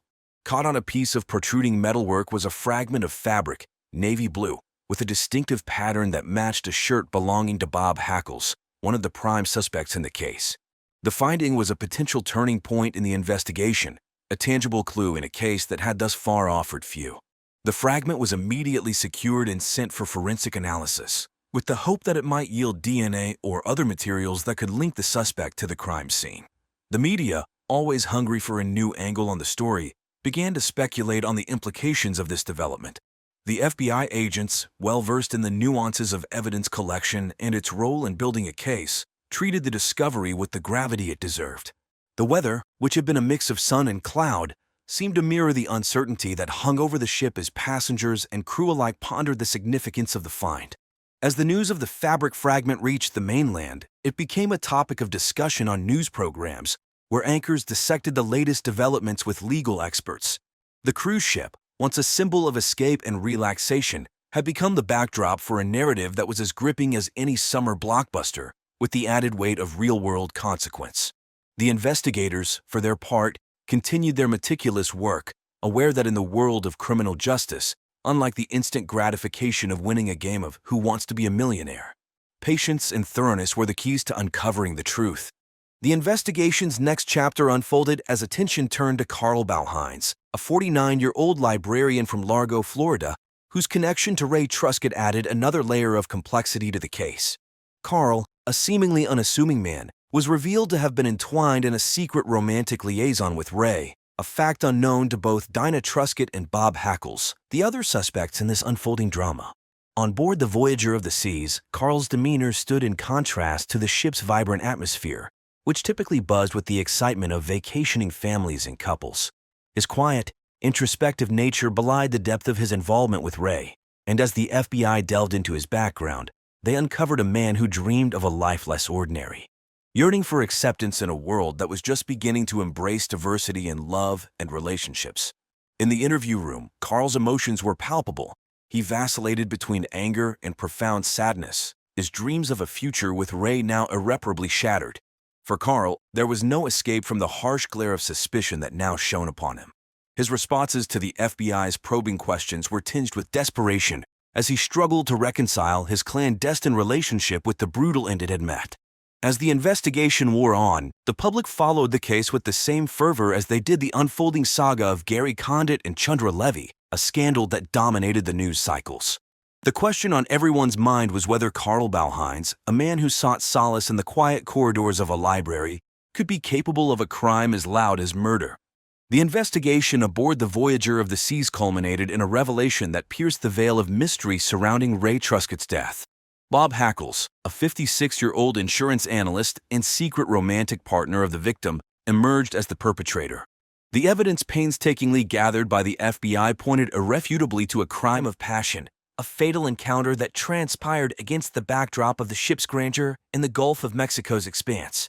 Bob, known for his convivial demeanor and professional success, was a man whose outward life belied the turmoil within. His dreams of a concealed relationship with Ray, free from the scrutiny of society and the constraints of his own family, had been dashed by Ray's intention to leave him for Carl Bauhines. The revelation had ignited a rage in Bob that culminated in a violent confrontation, ending with Ray's body being cast into the ocean's depths. The method was as brutal as it was definitive. Bob had pushed Ray from the balcony of their stateroom after a heated argument. The motive was clear, a mixture of jealousy, fear, and the unbearable prospect of losing Ray to another. The crime, devoid of weapons or premeditation, was an impulsive act that forever altered the course of several lives. As the news of the murderer's identity spread, the story became a subject of intense media scrutiny. Outlets like the Washington Post and the Wall Street Journal typically focused on the economic downturn and the recently introduced tax cuts by President George W. Bush, now found space on their front pages for the sordid details of the case. Bob Hackles, once a respected member of his professional community, now faced the stark reality of his actions. His life, once interwoven with the fabric of Ray's, had unraveled in a moment of uncontrolled fury. The question of why a man would commit such an act hung heavily in the air, a reminder of the fragile nature of the human psyche. The climactic turn in the investigation aboard the Voyager of the Seas came on the morning of June 20, 2001. The skies above Galveston, Texas, were overcast, a somber reflection of the proceedings on the ship below. Bob Hackles, a 56-year-old insurance analyst and the man now known to have ended Ray Truscott's life, was taken into custody. The arrest, executed with precision by the FBI, was the culmination of days of meticulous investigation and evidence gathering. Hackles, who had maintained a veneer of composure throughout the interrogation process, met his fate with a quiet resignation. There was no dramatic outburst or plea for innocence. Instead, he seemed to have accepted the reality of his situation, perhaps aware that the weight of the evidence against him left little room for denial. The news of the arrest spread rapidly, with networks breaking into their regular programming to report the latest development. As Hackles was escorted off the ship in handcuffs, the passengers, who had been enjoying amenities like the ship's casino and Broadway-style shows, were now silent witnesses to the stark reality of justice being served. The atmosphere was charged with a mix of relief and morbid curiosity. Dinah Truscott and her children, who had boarded the cruise to celebrate a milestone anniversary, were left to grapple with a complex mix of emotions. The revelation of Ray's secret life and the identity of his killer had torn through their family, leaving them to face a future marred by tragedy and public scrutiny. The trial of Bob Hackles, set against the backdrop of a post-Y2K America grappling with the tremors of a shifting global landscape, commenced with the gravity befitting a case that had captured the nation's attention. The courtroom, often a stage for the dramas of human conflict, was packed with journalists, each racing to feed the public's appetite for updates, much like the frenzy surrounding the release of Apple's iPod later that year. A device that promised to revolutionize the way we consumed media. Prosecutor Angelo Argelia, a seasoned attorney with a reputation for his relentless pursuit of justice, presented a narrative of betrayal and jealousy that had culminated in the tragic death of Ray Truscott. He painted Hackles as a man whose facade of normalcy was shattered by the revelation of his secret relationship and the prospect of its end. The defense, led by the astute Janet Pringles, countered with an appeal to the jury's sense of compassion, framing Hackles' actions as those of a man driven to the brink by emotional turmoil, not unlike the characters in the popular primetime drama The Sopranos, which delved into the complexities of the human psyche. As the trial unfolded, the victims' families sat in the gallery, their presence a silent testament to their loss. The emotional toll on Dinah Truscott and her children was palpable, their grief compounded by the media circus that had descended upon their private tragedy. The verdict, when it came, was unanimous. Guilty. The sentencing followed, with Hackles receiving a punishment that some deemed harsh, others lenient, but all recognized as the irreversible conclusion to a series of irrevocable choices. The courtroom, which had been a crucible of tension, released a collective breath as justice was pronounced. The aftermath of the verdict rippled through the Truscott family and friends, their reactions a mosaic of relief, vindication, and unending sorrow. The case, which had unfolded alongside the country's preoccupation with events like the brewing storm over the Enron scandal, left an indelible mark on all who had been touched by it. In the wake of the trial that concluded with Bob Hackles' conviction, the individuals connected to the tragedy aboard the Voyager of the Seas began the arduous process of moving forward. The Truscott family, their private grief made public, sought solace in the routines of daily life. Dinah Truscott, once planning for an anniversary celebration, now faced the daunting task of rebuilding her family's world without Ray. The children grappled with the dual loss of their father and the family's untarnished image. Detective Corinne Henning and Detective George Gibbons, the law enforcement duo who had pieced together the case, continued their careers with the FBI, each carrying the weight of the Truscott case as a somber reminder of the complexities hidden within human relationships. The case had tested their resolve and proven their dedication to uncovering the truth. Carl Bauhines returned to his life in Largo, Florida, his brief and secret romance with Ray now a closed chapter, its details buried in court documents and news archives. He sought anonymity, a return to the quietude of his profession, away from the sensationalism that had briefly thrust him into the public eye. The world outside, meanwhile, carried on at its relentless pace. The stock market, which had been in a state of flux since the dot-com bubble burst, continued to ebb and flow, a reflection of the nation's economic uncertainties. Brands like Nokia and Motorola dominated the mobile phone market, their devices a ubiquitous presence in the hands of those eager to stay connected in an increasingly digital age. As the years passed, the memory of the case faded from the public consciousness, replaced by new headlines and scandals. Yet for those directly affected by the tragedy, the echoes of the past remained. They moved through their lives, each day a step further from the events on the ship, but forever aware of the indelible mark left by the case of Ray Truscott. As we close this chapter of True Crime Case Files, we're reminded of the unpredictable nature of the human heart. A voyage that began with celebration ended in tragedy, leaving us to ponder the line between love and obsession. Charlie Mabry was 42 years old. He lived in Charlotte, North Carolina, with his wife, Lisa Ann. Charlie worked as a bank manager at First Union National Bank. He was known for being very organized and responsible. Charlie grew up in Charlotte, where he attended East Mecklenburg High School. Later, he went to the University of North Carolina at Charlotte and got a degree in finance. Charlie was a quiet and thoughtful person. He loved to read books, especially mysteries, and enjoyed watching movies. Some of his favorites were old detective films. He also liked to play chess and often spent his weekends at the local chess club. His friends described him as kind and dependable. He was always there when someone needed help. Charlie was deeply in love with his wife, Lisa Ann. They had been married for 10 years. Lisa Ann was a real estate agent. She was very outgoing and loved to throw big parties. They were childless but very close to their families. Charlie's younger brother, Jock, was important to him. Jock worked as Charlie's assistant and helped to manage his busy schedule. In the days before his death, Charlie was very stressed. He had found out that Lisa Ann was having sex with several other men. This news broke his heart. He was so upset that he started eating a lot and drinking too much alcohol. He gained a lot of weight and became an alcoholic. His friends noticed that he was not himself anymore. They worried about him, but he didn't talk much about his problems. Charlie had been thinking about divorcing Lisa Ann. He knew it would be difficult, but he didn't see any other way to find peace. Despite everything, he still went to work every day and did his job well. He hoped that things would get better, but he was very sad and felt trapped in his situation. A few days before his death, Charlie spent a lot of time in his home office. He was looking through old photo albums and thinking about happier times. He also watched the news about the upcoming NCAA basketball tournament, which he always enjoyed. His friends and family didn't know how bad things had gotten for him. They were shocked when they heard the news of his death. On the morning of March 15, 2001, it was a cloudy day in Charlotte, North Carolina. At 8:30 a.m., Jock Mabry arrived at his brother Charlie's house.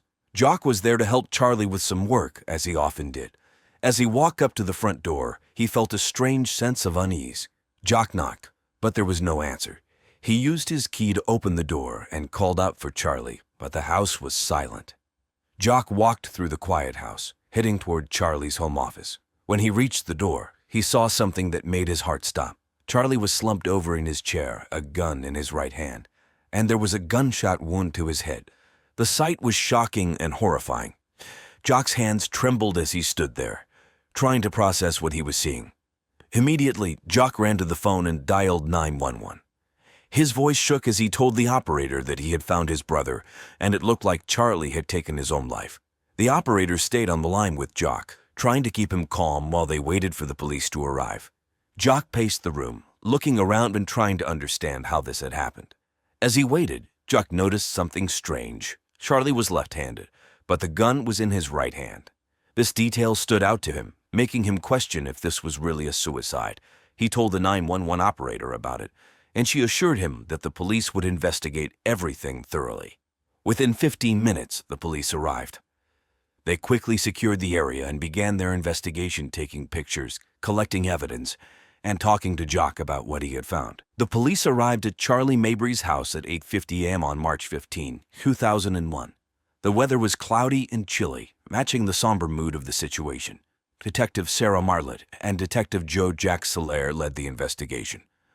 They were known for their thorough and careful work. When the detectives entered the home office, they saw Charlie's body slumped over in his chair. The scene was disturbing. Charlie had a gunshot wound to his head, and the gun was in his right hand. This immediately caught the detectives' attention because Charlie was left-handed. There was no suicide note, which was also unusual.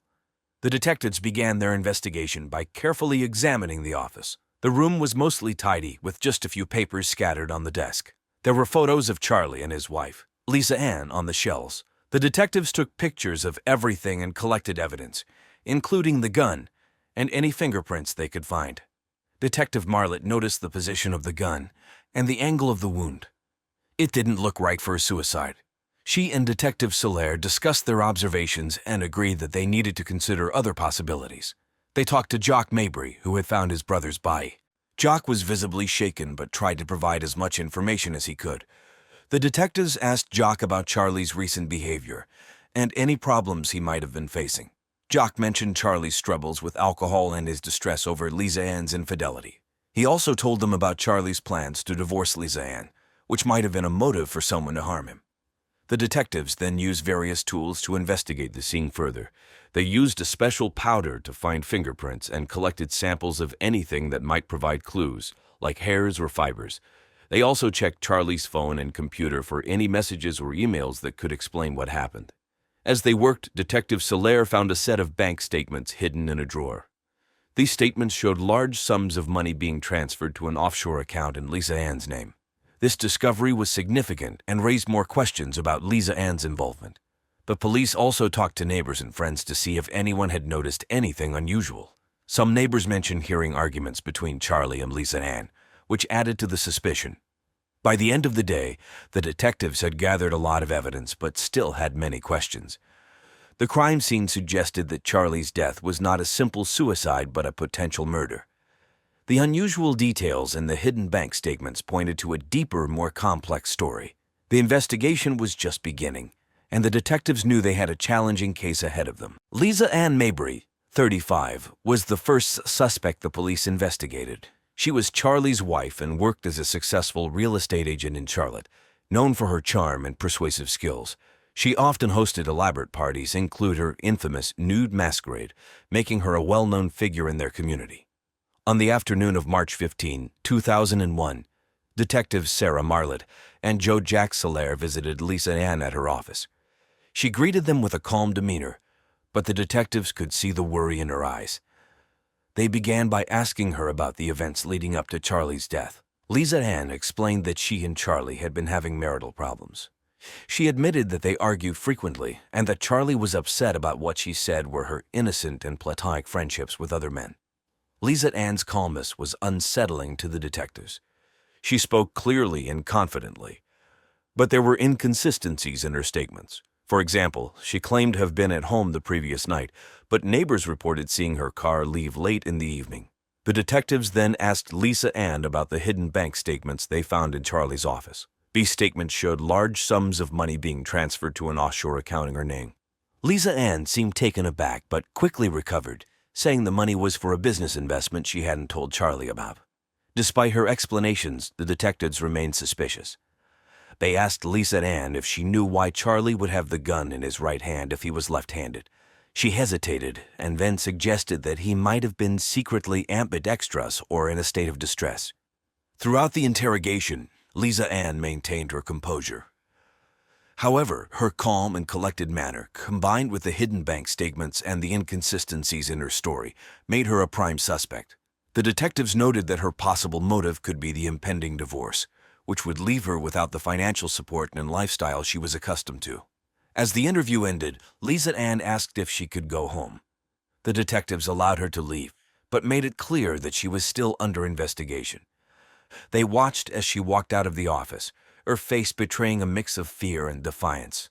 The detectives knew they needed more evidence to connect Lisa Ann directly to Charlie's death. They planned to look deeper into her financial transactions and personal relationships. Lisa Ann's hidden life and potential motives made her a key figure in unraveling the truth behind Charlie's mysterious death. Jock Mabry, 29, was the next person the police investigated. He was Charlie's younger brother and worked as Charlie's assistant. Jock was known for being loyal, efficient, and discreet. He handled Charlie's busy schedule and knew a lot about his personal life. On March 16, 2001, detectives Sarah Marlett and Joe Jack Soler brought Jock in for questioning. They wanted to understand more about his relationship with Charlie and Lisa Ann. Jock was visibly upset but cooperative. He admitted that he had been very close to Charlie and was deeply affected by his death. The detectives asked Jock about his relationship with Lisa Ann. After a moment of hesitation, Jock confessed that he had been one of Lisa Ann's lovers. He explained that he admired her and got caught up in her charm.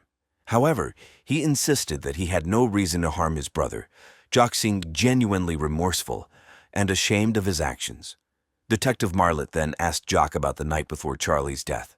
Jock explained that he had been at home and had spoken to Charlie on the phone. Charlie seemed stressed but didn't mention anything about harming himself. Jock's alibi was solid, but the detectives still had doubts because of his close relationship with both Charlie and Lisa Ann. The detectives also questioned Jock about the hidden bank statements found in Charlie's office. Jock seemed surprised and said he had no knowledge of the offshore account. He explained that he managed Charlie's schedule and some finances but wasn't involved in all aspects of Charlie's financial life. Jock's demeanor during the interrogation was a mix of sadness and guilt. He was devastated by his brother's death and upset about his sexual involvement with Lisa Ann.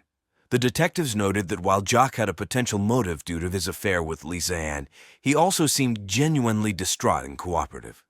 Despite his cooperation, the detectives couldn't ignore the possibility that Jock might have had a role in Charlie's death. They decided to investigate further, looking into Jock's phone records, emails, and financial transactions to see if there was any connection to the offshore account or other suspicious activities. On March 18, 2001, a few days after Charlie's death, the weather was sunny but cool in Charlotte. Detective Sarah Marlett received a call that new evidence had been found. A junior police cadet was running evidence found at the Mabry house when she noticed something shiny. Upon closer inspection, she saw it was a CD. Detective Marlett and her partner, Detective Joe Jack Soler, quickly examined the CD at the police station. They found several documents and emails on it. The emails were between Lisa Ann and an unknown person discussing plans to transfer large sums of money to an offshore account. There were also detailed plans about a new life in the Philippines. This new evidence was crucial. The detectives immediately linked the CD to the hidden bank statements they had found earlier.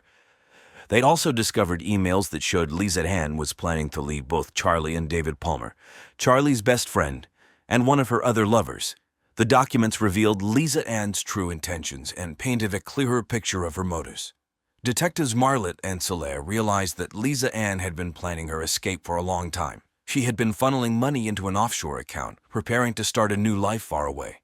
The fact that Charlie had discovered this deception might have pushed him to finally decide on a divorce, which in turn could have led Lisa Ann to take drastic measures. With this new evidence, the detectives decided to bring Lisa Ann in for another round of questioning. This time, they confronted her with the emails and plans they have found. Lisa Ann's calm demeanor began to crack. She tried to explain the emails away, saying they were part of a business deal gone wrong with a wealthy Filipino family. However, the detectives were not convinced. The new evidence also showed that David Palmer was more involved than they initially thought. His influence over Lisa Ann and their affair added another layer to the investigation. The detectives knew they had to question David Palmer with a focus on his knowledge of Lisa Ann's plans. As the detectives pieced together the information, it became clear that Charlie's death was not a simple case of suicide. The hidden bank statements, the plans for a new life, and the emails pointed to a well-thought-out scheme. The detectives were determined to uncover the truth and bring justice for Charlie. David Palmer, 50, was the next person the police investigated. David was Charlie's best friend and had a reputation for being charming, ambitious, and somewhat manipulative. He worked as a financial consultant in Charlotte and was well known in social circles. He had been involved in a secret affair with Lisa Ann for several years, which complicated the case further. On March 20, 2001, detectives Sarah Marlett and Joe Jack Soler brought David in for questioning. They wanted to understand his relationship with Charlie and Lisa Ann and to uncover any potential motives he might have had. David appeared confident but slightly nervous as he sat down in the interrogation room. The detectives began by asking David about his friendship with Charlie. David spoke fondly of Charlie, describing him as a loyal and trustworthy friend. He claimed he had no knowledge of Charlie's intention to divorce Lisa Ann and expressed shock over Charlie's death. When asked about his affair with Lisa Ann, David admitted to it, but insisted that it was purely a personal matter and had nothing to do with Charlie's death. The detectives then confronted David with the emails found on the CD. These emails showed detailed discussions between David and Lisa Ann about their plans to transfer money to an offshore account and start a new life together. David's demeanor changed. He became defensive and agitated. He claimed the emails were part of a harmless fantasy and that neither he nor Lisa Ann had any intention of acting on them. David's potential motive was clear to the detectives. With Charlie out of the picture, David and Lisa Ann could have continued their relationship without fear of discovery. Additionally, there were financial benefits to be gained from Charlie's death. The detectives pressed David on these points, but he continued to deny any involvement in Charlie's death. Throughout the interrogation, David's responses fluctuated between calm and agitated. He seemed genuinely upset about Charlie's death, but was also defensive about his relationship with Lisa Ann. The detectives noted that while David had a clear motive, his emotional reactions made it difficult to gauge his true involvement. The detectives decided to dig deeper into David's financial transactions and personal communications to find more concrete evidence. They also planned to re-interview Lisa Ann to see if her story would change now that they had more information. By the end of the interview, David was allowed to leave, but the detectives made it clear that he was still a suspect. The new evidence and David's reactions provided valuable insights, but there were still many unanswered questions. The investigation continued as the detectives worked to piece together the full story behind Charlie's death. On March 25, 2001, the detectives received a breakthrough. The weather was rainy, and Detective Sarah Marlett was going through the evidence one more time when she found a hidden clue in the emails from the CD. One email from Lisa Ann to an unknown recipient detailed a plan to stage Charlie's death to look like a suicide. This was the missing piece they needed. Detective Marlett and Detective Joe Jack Solaire quickly reviewed their findings. They now had enough evidence to confront Lisa Ann. The emails, bank transfers, and her calm demeanor during questioning all pointed to her as the mastermind behind Charlie's death. She had planned to leave Charlie and start a new life in the Philippines. But when he discovered her plans and decided to divorce her, she decided to take drastic measures. On March 26, 2001, at 9:00 a.m., the detectives went to Lisa Ann's house. The weather was still gloomy, mirroring the gravity of the situation. Lisa Ann opened the door, surprised to see the detectives. When they told her she was under arrest for the murder of her husband, her face showed a mix of shock and anger. She tried to protest her innocence, but the detectives read her rights and took her into custody. At the police station, Lisa Ann was interrogated again. This time, faced with the overwhelming evidence, she broke down and confessed. She admitted that she had planned to kill Charlie to avoid the shame and financial ruin that would come with the divorce. She revealed that she had convinced him to drink heavily the night before, then shot him with a gun in his right hand to make it look like a suicide. The news of Lisa Ann's arrest shocked the community. Charlie's family, especially Jock, was devastated. Jock had never imagined that his sister-in-law could commit such a terrible act. He felt a mix of anger and betrayal, but also a sense of relief that the truth had finally come out. Lisa Ann's arrest also impacted David Palmer, who was questioned again but found not directly involved in the murder plan. He was, however, implicated in the financial schemes and faced his own legal troubles. As Lisa Ann awaited trial, the community of Charlotte tried to come to terms with the tragic events. Charlie's memory was honored by his friends and family, who found some solace in knowing that his death was not in vain and that justice had been served. The trial of Lisa Ann Mabry began on September 10, 2001, in Charlotte. The courtroom was filled with media and spectators eager to see justice served. The prosecution, led by attorney Mark Vila, a determined and experienced 45-year-old, argued that Lisa Ann had carefully planned and executed her husband's murder. Vila presented evidence of the hidden bank accounts, the staged suicide, and Lisa Ann's motive to avoid financial ruin and public shame. The defense attorney, Sula Tabi, a sharp and passionate 38-year-old, countered by painting Lisa Ann as a desperate woman trapped in an unhappy marriage. He argued that Charlie's alcoholism and erratic behavior drove Lisa Ann to make poor decisions, but insisted she was not guilty of murder. Tavi tried to cast doubt on the evidence, suggesting that someone else could have framed Lisa Ann. Throughout the trial, Charlie's family sat in the courtroom, their faces showing a mix of sorrow and anger. Jock Mabry, especially, found it hard to listen to the details of his brother's death and the betrayal by Lisa Ann. Friends and neighbors attended in support, hoping for a just outcome. The jury deliberated for 2 days before reaching a verdict. On September 22, 2001, they found Lisa Ann Mabry guilty of first-degree murder. The judge sentenced her to life in prison without the possibility of parole. The courtroom was filled with a sense of relief and sadness. Charlie's family felt justice had been served, but the pain of losing him remained. Lisa Ann showed little emotion as the verdict was read. Her once confident demeanor was replaced by a resigned expression. The community of Charlotte reacted to the news with a mix of shock and closure. The trial had revealed the dark secrets behind a seemingly perfect life, and many found it hard to reconcile the charming real estate agent they knew with the convicted murderer. Attorney Mark Vila expressed satisfaction with the verdict, stating that justice had been served for Charlie Mabry. Defense attorney Shula Tabi expressed disappointment but acknowledged the jury's decision. The trial had been intense and emotional, leaving a lasting impact on everyone involved. In the aftermath of the trial, Charlie's family and friends continued to mourn his loss but found some comfort in the verdict. They hoped to rebuild their lives and remember Charlie for the loving husband, brother, and friend he was. The case also left a mark on the community, reminding everyone of the importance of looking beyond appearances and the consequences of deceit and betrayal. After the trial, life slowly began to move forward for everyone involved in the case. The community of Charlotte was still in shock, but they tried to return to their daily routines. Charlie's family struggled to cope with the loss and the betrayal they had faced. Jock Mabry, Charlie's younger brother, was deeply affected by the events. He had to come to terms with his own involvement with Lisa Ann and the impact it had on his brother's life. Jock decided to leave his job as Charlie's assistant and move to a different city to start fresh. He sought therapy to deal with his guilt and grief, determined to rebuild his life. Charlie's parents, who had been heartbroken by the murder, found solace in their remaining family and friends. They set up a scholarship fund in Charlie's name at the University of North Carolina at Charlotte, where he had studied. This helped them feel like they were honoring his memory in a positive way. Lisa Ann Mabry was sent to the North Carolina Correctional Institution for Women.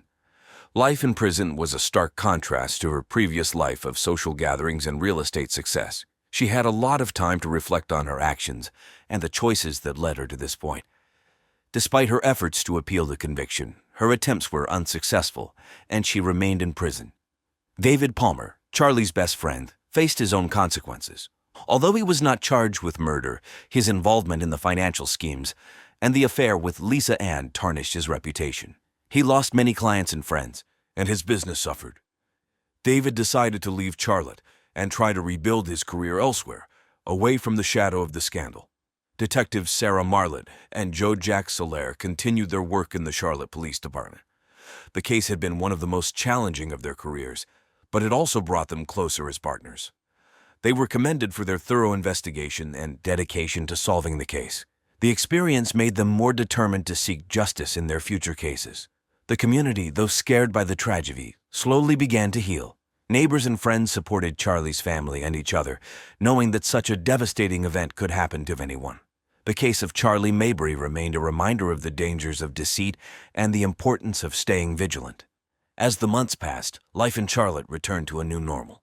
The memory of Charlie Mabry lived on through the scholarship fund and the stories shared by those who knew him.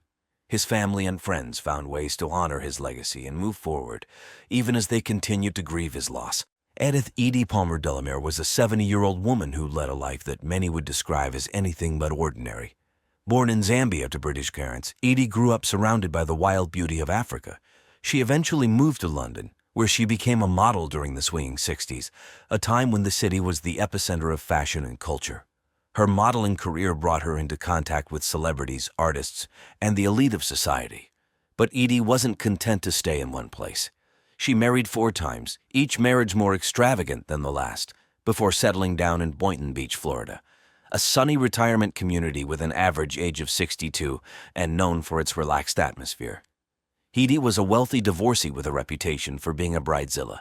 She had a taste for the finer things in life, whether it was her collection of designer clothes, her flashy jewelry, or her love for Bentleys. Despite her age, Edie was obsessed with youth. She spent a small fortune on cosmetic procedures to maintain her appearance and often surrounded herself with younger people, particularly men who she would entertain sexually. Her vanity was well known in Boynton Beach, no small thing, where she was often seen in the area's many high-end boutiques and beauty salons. Edie had one child, Leila Palmer Delamere, but their relationship was strained at best. Edie's controlling nature and obsession with her looks made it difficult for Leila to connect with her mother. Leila had spent years living on her own, studying Zen Buddhism in Japan, far away from Edie's shadow.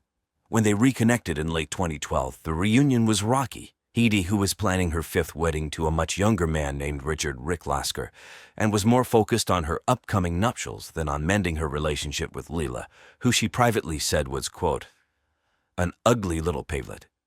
In the days leading up to her death, Edie was busy preparing for her wedding, which was to be a grand affair. She spent hours at the spa, getting treatments to ensure she looked her best, and shopped for the perfect wedding dress at high-end stores like Saks Fifth Avenue. But beneath the surface, Edie's life was far from perfect. Her obsession with youth and control over those around her had created deep rifts that, unknown to her, would end in her murder. On the morning of January 15, 2013, Boynton Beach was bathed in the warm glow of the Florida sun, a typical winter day for the quiet retirement community. But inside the upscale home of Edith Edie Palmer Delamere, something was terribly wrong. At around 9:30 a.m., Leila Palmer Delamere arrived at her mother's house, planning to discuss last-minute details for the upcoming wedding. When she entered the home, she immediately noticed how eerily quiet it was. No music playing from Edie's vintage record collection, no sounds of her bustling about. Leila felt a knot form in her stomach. Leila called out to her mother, but there was no response. Growing more anxious, she walked upstairs to Edie's lavish bedroom, a room filled with expensive furniture and walls adorned with photos from her glamorous past. What she found next was the stuff of nightmares. Edie was lying in her king-size bed, naked and lifeless. Her face, which had once been the picture of beauty and youth, was now a haunting sight. She had been shot, and in a gruesome twist, her eyes had been viciously poked out with a ballpoint pen. The shock hit Leila hard. She stood frozen, staring at the horrific scene. Then, in a panic, she grabbed her iPhone and dialed 911, her hands trembling as she struggled to explain what she had just discovered. What the bleep? My mother's bleeping dead. There's blood bleeping everywhere. Gross. Leila's voice was filled with terror and disbelief as she described the scene to the emergency operator. The police arrived within minutes, their sirens piercing the peaceful morning air of the neighborhood. Officers from the Boynton Beach Police Department quickly entered the home, securing the area and instructing Leila to wait outside. Paramedics were close behind, but it was clear there was nothing they could do. Edie was already gone. As Leila stood outside the house, trying to process what had just happened, neighbors began to gather, whispering among themselves, their faces a mix of shock and concern. In a community where the biggest news was usually a neighbor's new Ferrari or an upcoming all-night orgy, the discovery of a brutal murder was unimaginable. Leila was left to grapple with the horrifying reality that her mother was dead, and the question on everyone's mind was, who could have done something so terrible, so brutal? The Boynton Beach Police Department was quick to respond to the scene after Leila Palmer Delamere's frantic 911 call on the morning of January 15, 2013. Detective Gregor Harbinski, a seasoned investigator with over 2 decades of experience, led the team. Harbinski was known for his calm demeanor and sharp eye for detail, qualities that would prove essential in this grisly case. As they arrived at Edie Palmer Delamere's luxurious home, the officers were met with a scene of disturbing violence. The crime scene was nothing short of a nightmare. Edie's bedroom, once a place of opulence, was now the site of a brutal murder. The king-size bed, adorned with satin sheets, was soaked in blood. Edie's lifeless body lay in the center, naked, with a gunshot wound to her chest. But what shocked the officers most were her eyes, brutally poked out of her like a sunny-side-up egg with a ballpoint pen. The sheer brutality of the act pointed to a deep-seated rage, suggesting the killer harbored intense hatred toward Edie. Detective Harbinski and his team began their investigation with a thorough examination of the room. They carefully bagged and tagged evidence, including the blood-stained pen, which was still lying on the floor near the bed. The crime scene unit photographed the room from every angle, capturing the horror in vivid detail. The team also dusted for fingerprints, though the presence of Edie's many sexual visitors and household staff over the years made the task more challenging. Outside, Leila sat on the curb, wrapped in a blanket provided by a neighbor, her eyes red from crying. Harbinski knew she would need to be questioned, but first, he wanted to ensure the crime scene was meticulously processed. As the investigation progressed, it became clear that this was not a random act of violence. The method of murder and the mutilation of the victim's eyes suggested that the killer was someone who knew Edie well, someone with a personal vendetta. Given the brutal nature of the crime, Detective Harbinski contacted the FBI to bring in a criminal profiler. Dr. Camila Kapoor, a renowned psychologist specializing in violent crimes, was called to assist. After reviewing the crime scene and speaking with Harbinski, Dr. Kapoor developed a psychological profile of the killer. She believed the murderer was likely someone close to Edie, possibly a family member or one of her many sexual partners. The killer was driven by jealousy, resentment, and an overwhelming need to assert control over Edie. The act of gouging out her eyes indicated a desire to erase Edie's gaze, perhaps stemming from feelings of inadequacy or a fear of judgment. Dr. Kapoor's profile added a new layer to the investigation. It suggested that the person responsible for this horrific act was not just a cold-blooded killer, but someone deeply disturbed with a complex emotional relationship to the victim. With this new insight, the police turned their attention to those closest to Edie, determined to uncover the identity of the murderer. The police quickly focused their investigation on Leila Palmer Delamere, Edie's estranged daughter. At 34 years old, Leila had spent much of her life living in the shadow of her glamorous and demanding mother. After returning from Japan, where she had been studying Zen Buddhism for several years, Leila had hoped to find some peace, but reconnecting with Edie only seemed to reopen old wounds. Their relationship was strained at best, with Edie constantly criticizing Leila for being ugly and not living up to her standards. Leila had been struggling financially since her return to the U.S. She lived in a modest apartment in West Palm Beach and worked part-time at a local yoga studio, earning just enough to get by. She was known to be quiet and reserved, often keeping to herself. But beneath that calm exterior, those who knew Leila sensed a deep sadness and frustration. Friends noted that Leila was increasingly anxious in the months leading up to her mother's death, and she often spoke about feeling trapped and powerless in her life. The police believed that Leila had a strong motive for wanting Edie out of her life. Years of emotional abuse and feeling overshadowed by her mother's larger-than-life personality could have driven Leila to the breaking point. Moreover, the discovery that her mother was having an affair with her much younger boyfriend, Jake DeCastro, would have been the ultimate betrayal. The police theorized that Leila might have seen the murder as her only way to escape Edie's control and humiliation. Detective Gregor Harbinski brought Leila in for questioning just 2 days after the murder. During the interrogation, Leila appeared nervous but composed. She denied any involvement in her mother's death, stating that she had been at home alone chanting sutras at the time of the murder. However, her alibi was weak, with no witnesses to confirm her whereabouts. The detectives pressed her on her relationship with Edie, particularly her feelings about the affair with Jake, but Leila remained tight-lipped, refusing to engage with their line of questioning. Leila's behavior during the interrogation raised red flags for the investigators. She seemed detached, almost cold, when discussing her mother's death, which they found unusual for someone who had just lost a parent. However, there was no physical evidence directly linking Leila to the crime, and despite their suspicions, the police knew they needed more to build a solid case against her.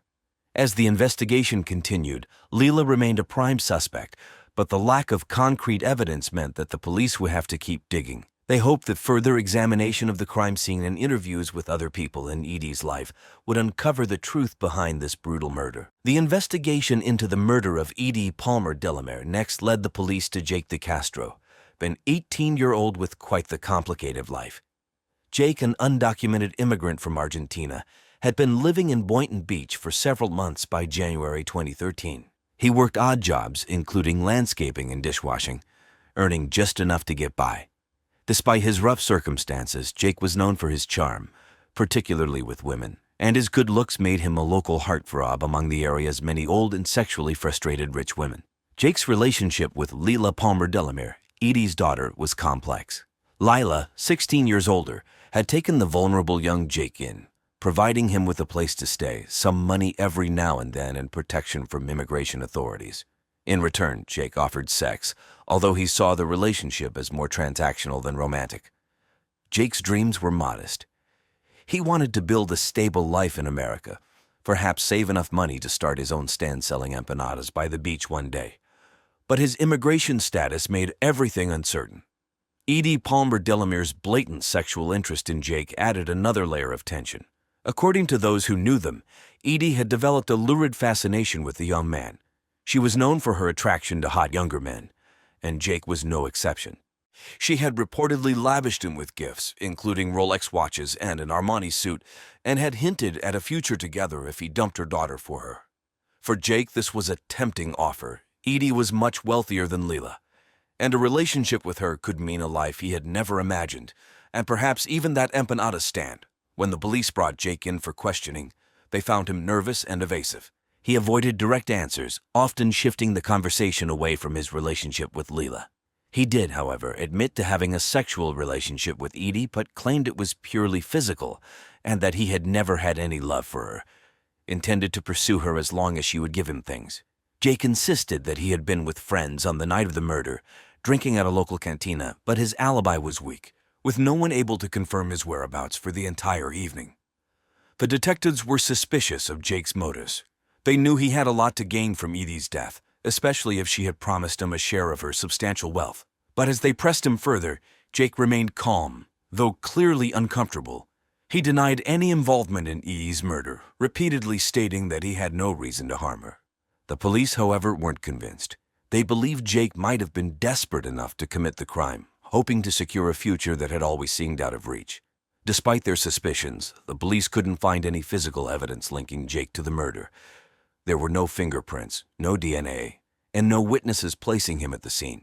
Jake de Castro remained a person of interest. But without more concrete evidence, the investigators knew they needed to look elsewhere for answers. The investigation into Edie Palmer Delamere's murder also pointed the police toward Richard "Rick" Lasker, Edie's 45-year-old fiancé. Rick was a local businessman who had met Edie at a charity event in late 2012. Their whirlwind romance quickly led to an engagement, despite their significant 25-year age difference. Friends and neighbors in Boynton Beach described Rick as a man with a charming exterior, but those who knew him better often spoke of his quick temper and financial troubles. Rick had been struggling to keep his business afloat. He owned a small chain of used car dealerships across South Florida, but by January 2013, the business was bleeding money. The recession that had rocked the U.S. economy a few years earlier still had lingering effects, and Rick was desperate for a financial lifeline. When he met Edie, a wealthy widow with a substantial savings and an insatiable sexual hunger for men, it seemed like his problems were over. But their relationship was far from smooth. Despite planning a wedding, Rick and Edie had a contentious relationship. Edie was known for her controlling behavior, often treating Rick more like an employee or sex slave than a partner. The couple frequently argued, especially over the prenuptial agreement Edie insisted on. She wanted to protect her fortune, while Rick, already drowning in debt, saw the prenup as a potential barrier to financial security. Their disagreements became so intense that neighbors reported hearing shouting matches from Edie's home in the days leading up to her death. When the police brought Rick in for questioning, he appeared calm but guarded. He denied any involvement in Edie's murder, claiming that despite their arguments, he genuinely loved her. Rick provided an alibi for the night of the murder, stating that he had been entertaining potential business partners at a strip club in Miami. However, when detectives checked his alibi, they found inconsistencies. The meeting he mentioned was real, but it had ended hours before Edie was killed, leaving a significant gap in Rick's timeline. The police were particularly interested in Rick's potential motive. Edie's wealth was a powerful incentive, especially given Rick's financial woes. If she had died before the wedding, Rick stood to gain nothing due to the prenup. But if he could somehow make her death look like an accident or orchestrate it in a way that benefited him, Rick could walk away with a substantial inheritance. As detectives pressed Rick on these points, his calm demeanor began to crack. He became defensive, insisting that his financial problems were under control and that he had no reason to harm Edie. But the police weren't convinced. They knew Rick had a lot to lose if the marriage didn't go through, and they suspected he might have been willing to take drastic measures to secure his future. Despite their suspicions, the police didn't have enough evidence to charge Rick with the murder. However, his shaky alibi and financial motives kept him firmly in their sights as they continued the investigation. On the morning of January 24, 2013, Boynton Beach was experiencing one of its rare chilly days, with temperatures dipping into the 50s. It was during this unusual cold spell that a significant breakthrough occurred in the investigation of Edie Palmer Delamere's murder. Detective Karen Martins, who had been tirelessly combing through Edie's personal effects, discovered something unusual in Edie's bedside drawer, a torn piece of a handwritten note. The note was crumpled and shoved to the back, as if someone had tried to dispose of it in haste. The note, though incomplete, contained a few lines that caught the detective's attention. The handwriting matched Edie's, and the content hinted at a heated argument.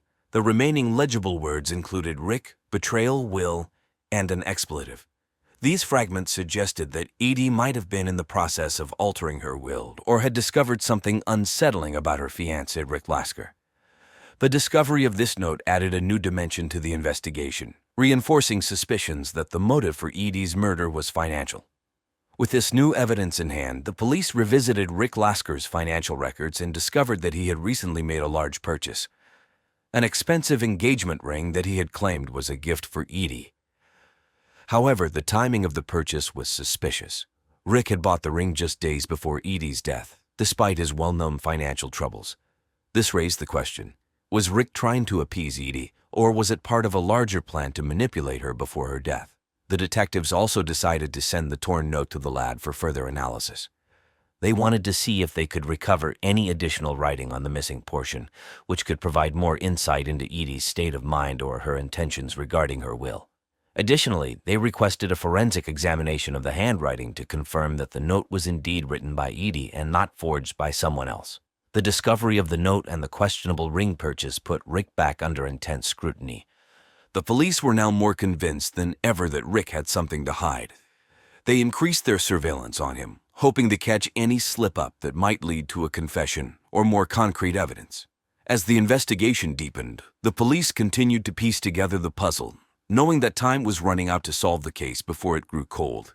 The torn note and the engagement ring were pivotal in pushing the investigation forward, but the detectives knew they still needed more to definitively connect Rick to Edie's murder. On the evening of January 30, 2013, as Boynton Beach residents bundled up against the unseasonably cold weather, the police made a crucial breakthrough in the case. After weeks of intense investigation, they had finally gathered enough evidence to identify Edith Edie Palmer Delamere's murderer, her own daughter, Leila Palmer Delamere. Leila, a 34-year-old woman with a troubled past, had always lived in the shadow of her flamboyant and domineering mother. The investigation revealed that Leila had been struggling with deep-seated resentment toward Edie for years. But it wasn't until she discovered her boyfriend, Jake DeCastro, was cheating on her with her own mother that her jealousy and rage reached a fatal boiling point. The police uncovered that Leila had purchased a .38 caliber revolver just days before her mother's death. This fact, combined with the forensic evidence, ballistic tests that matched the bullets found at the crime scene to the revolver, provided the police with the critical link they needed. Furthermore, detectives found Leila's fingerprints on the ballpoint pen used to mutilate Edie's eyes, a detail that revealed the deep hatred she harbored. On the night of Edie's murder, Leila confronted her mother about the affair. Enraged and feeling utterly betrayed, she shot Edie while she was naked in bed, then proceeded to desecrate her body in a fit of blind fury. Her motive was clear. Leila wanted to punish her mother for the ultimate betrayal and eliminate the woman who had overshadowed her entire life. The police arrested Leila at her modest apartment in West Palm Beach. When the officers arrived, she was calm, almost resigned, as if she had been expecting them. She offered no resistance and simply stated, "You bleeping got me." Her reaction was devoid of emotion, a stark contrast to the viciousness of her crime. Leila's arrest sent shockwaves through the local community. Edie's fiancé, Rick Lasker, who had initially been under suspicion, expressed his relief but was devastated by the betrayal within the family. Friends and neighbors of Edie, who had once admired her for her larger-than-life personality, were stunned to learn that her own daughter was behind the brutal killing. As Leila was led away in handcuffs, the case that had gripped Boynton Beach was one step closer to being resolved. But for those who knew Edie, the tragedy of her murder at the hands of her own flesh and blood would leave a lasting scar on the community. Leila Palmer Delamere's trial for the murder of her mother, Edith Edie Palmer Delamere, began on July 15, 2013, at the Palm Beach County Courthouse. The trial quickly became the talk of Boynton Beach, with locals following the proceedings closely, eager to see justice served. The prosecution was led by Assistant State Attorney Jennifer Wright-Ponzar, a seasoned prosecutor known for her tough, no-nonsense approach in the courtroom. Wright-Ponzar argued that Leila had coldly and deliberately planned her mother's murder out of deep-seated jealousy and anger. She highlighted the evidence, including the revolver Leila had purchased and the forensic proof linking her to the crime. Wright emphasized how Leila's resentment had been festering for years, culminating in this tragic act of violence. On the other side, Leila's defense attorney, Paul Adams, a well-known public defender in South Florida, painted a different picture. He argued that Leila's mental state had been severely compromised at the time of the murder, driven by years of emotional abuse and manipulation by her mother. Adams suggested that Leila was pushed to the brink, acting in a moment of uncontrollable rage rather than premeditated malice. He called expert witnesses to testify about Leila's history of depression and anxiety, which had worsened after discovering her boyfriend's affair with Edie. Throughout the trial, Edie's friends and former acquaintances filled the courtroom, watching with a mix of sorrow and disbelief. Some had known Edie as a vibrant, if sometimes difficult, personality, and they struggled to reconcile the image of the glamorous socialite with the brutal crime. On August 2, 2013, after just 6 hours of deliberation, the jury returned with a verdict, guilty of first-degree murder. The judge sentenced Leila to life in prison without the possibility of parole. As the sentence was read, Leila remained expressionless, while her former boyfriend, Jake DeCastro, who had testified during the trial, looked on with visible relief. The verdict brought a sense of closure to the case, but opinions were divided. Some in Boynton Beach felt that justice had been served, while others believed that Leila's life sentence was too harsh, given the circumstances of her mental health and the toxic relationship with her mother. For Edie's friends and family, the trial's outcome was bittersweet, a reminder of the deep wounds left by the crime. After the trial, life in Boynton Beach slowly returned to normal, but the shadows of Edith Edie Palmer Delamere's murder lingered. Leila Palmer Delamere began serving her life sentence at the Lowell Correctional Institution in Ocala, Florida. Reports indicated that Leila struggled to adjust to prison life, grappling with depression and isolation. Despite her legal team's efforts to appeal the sentence, there was little hope for Leila's release. Jake DeCastro, Leila's former boyfriend, tried to move on with his life. He left Boynton Beach and returned to Argentina, where he started over, away from the scandal that had consumed his life in Florida. In Argentina, Jake kept a low profile, working various odd jobs to make ends meet, far from the wealth and comfort he had sought during his affair with Edie. Rick Lasker, Edie's former fiancé, also tried to rebuild his life. The death of Edie and the subsequent trial had left him financially drained, and he was forced to sell the lavish Boynton Beach home they had planned to share. He moved to a smaller condo in Delray Beach, where he lived a quieter, more subdued life. Rick distanced himself from the social scene that he and Edie had once dominated, becoming something of a recluse. For Edie's friends and acquaintances, the glamorous parties and social gatherings of the past were a distant memory. Her death had cast a long shadow over Boynton Beach's elite circles, and many who had once been close to her found themselves reevaluating their own lives and relationships, seeking to avoid the kind of tragic ending that had befallen Edie and Leila.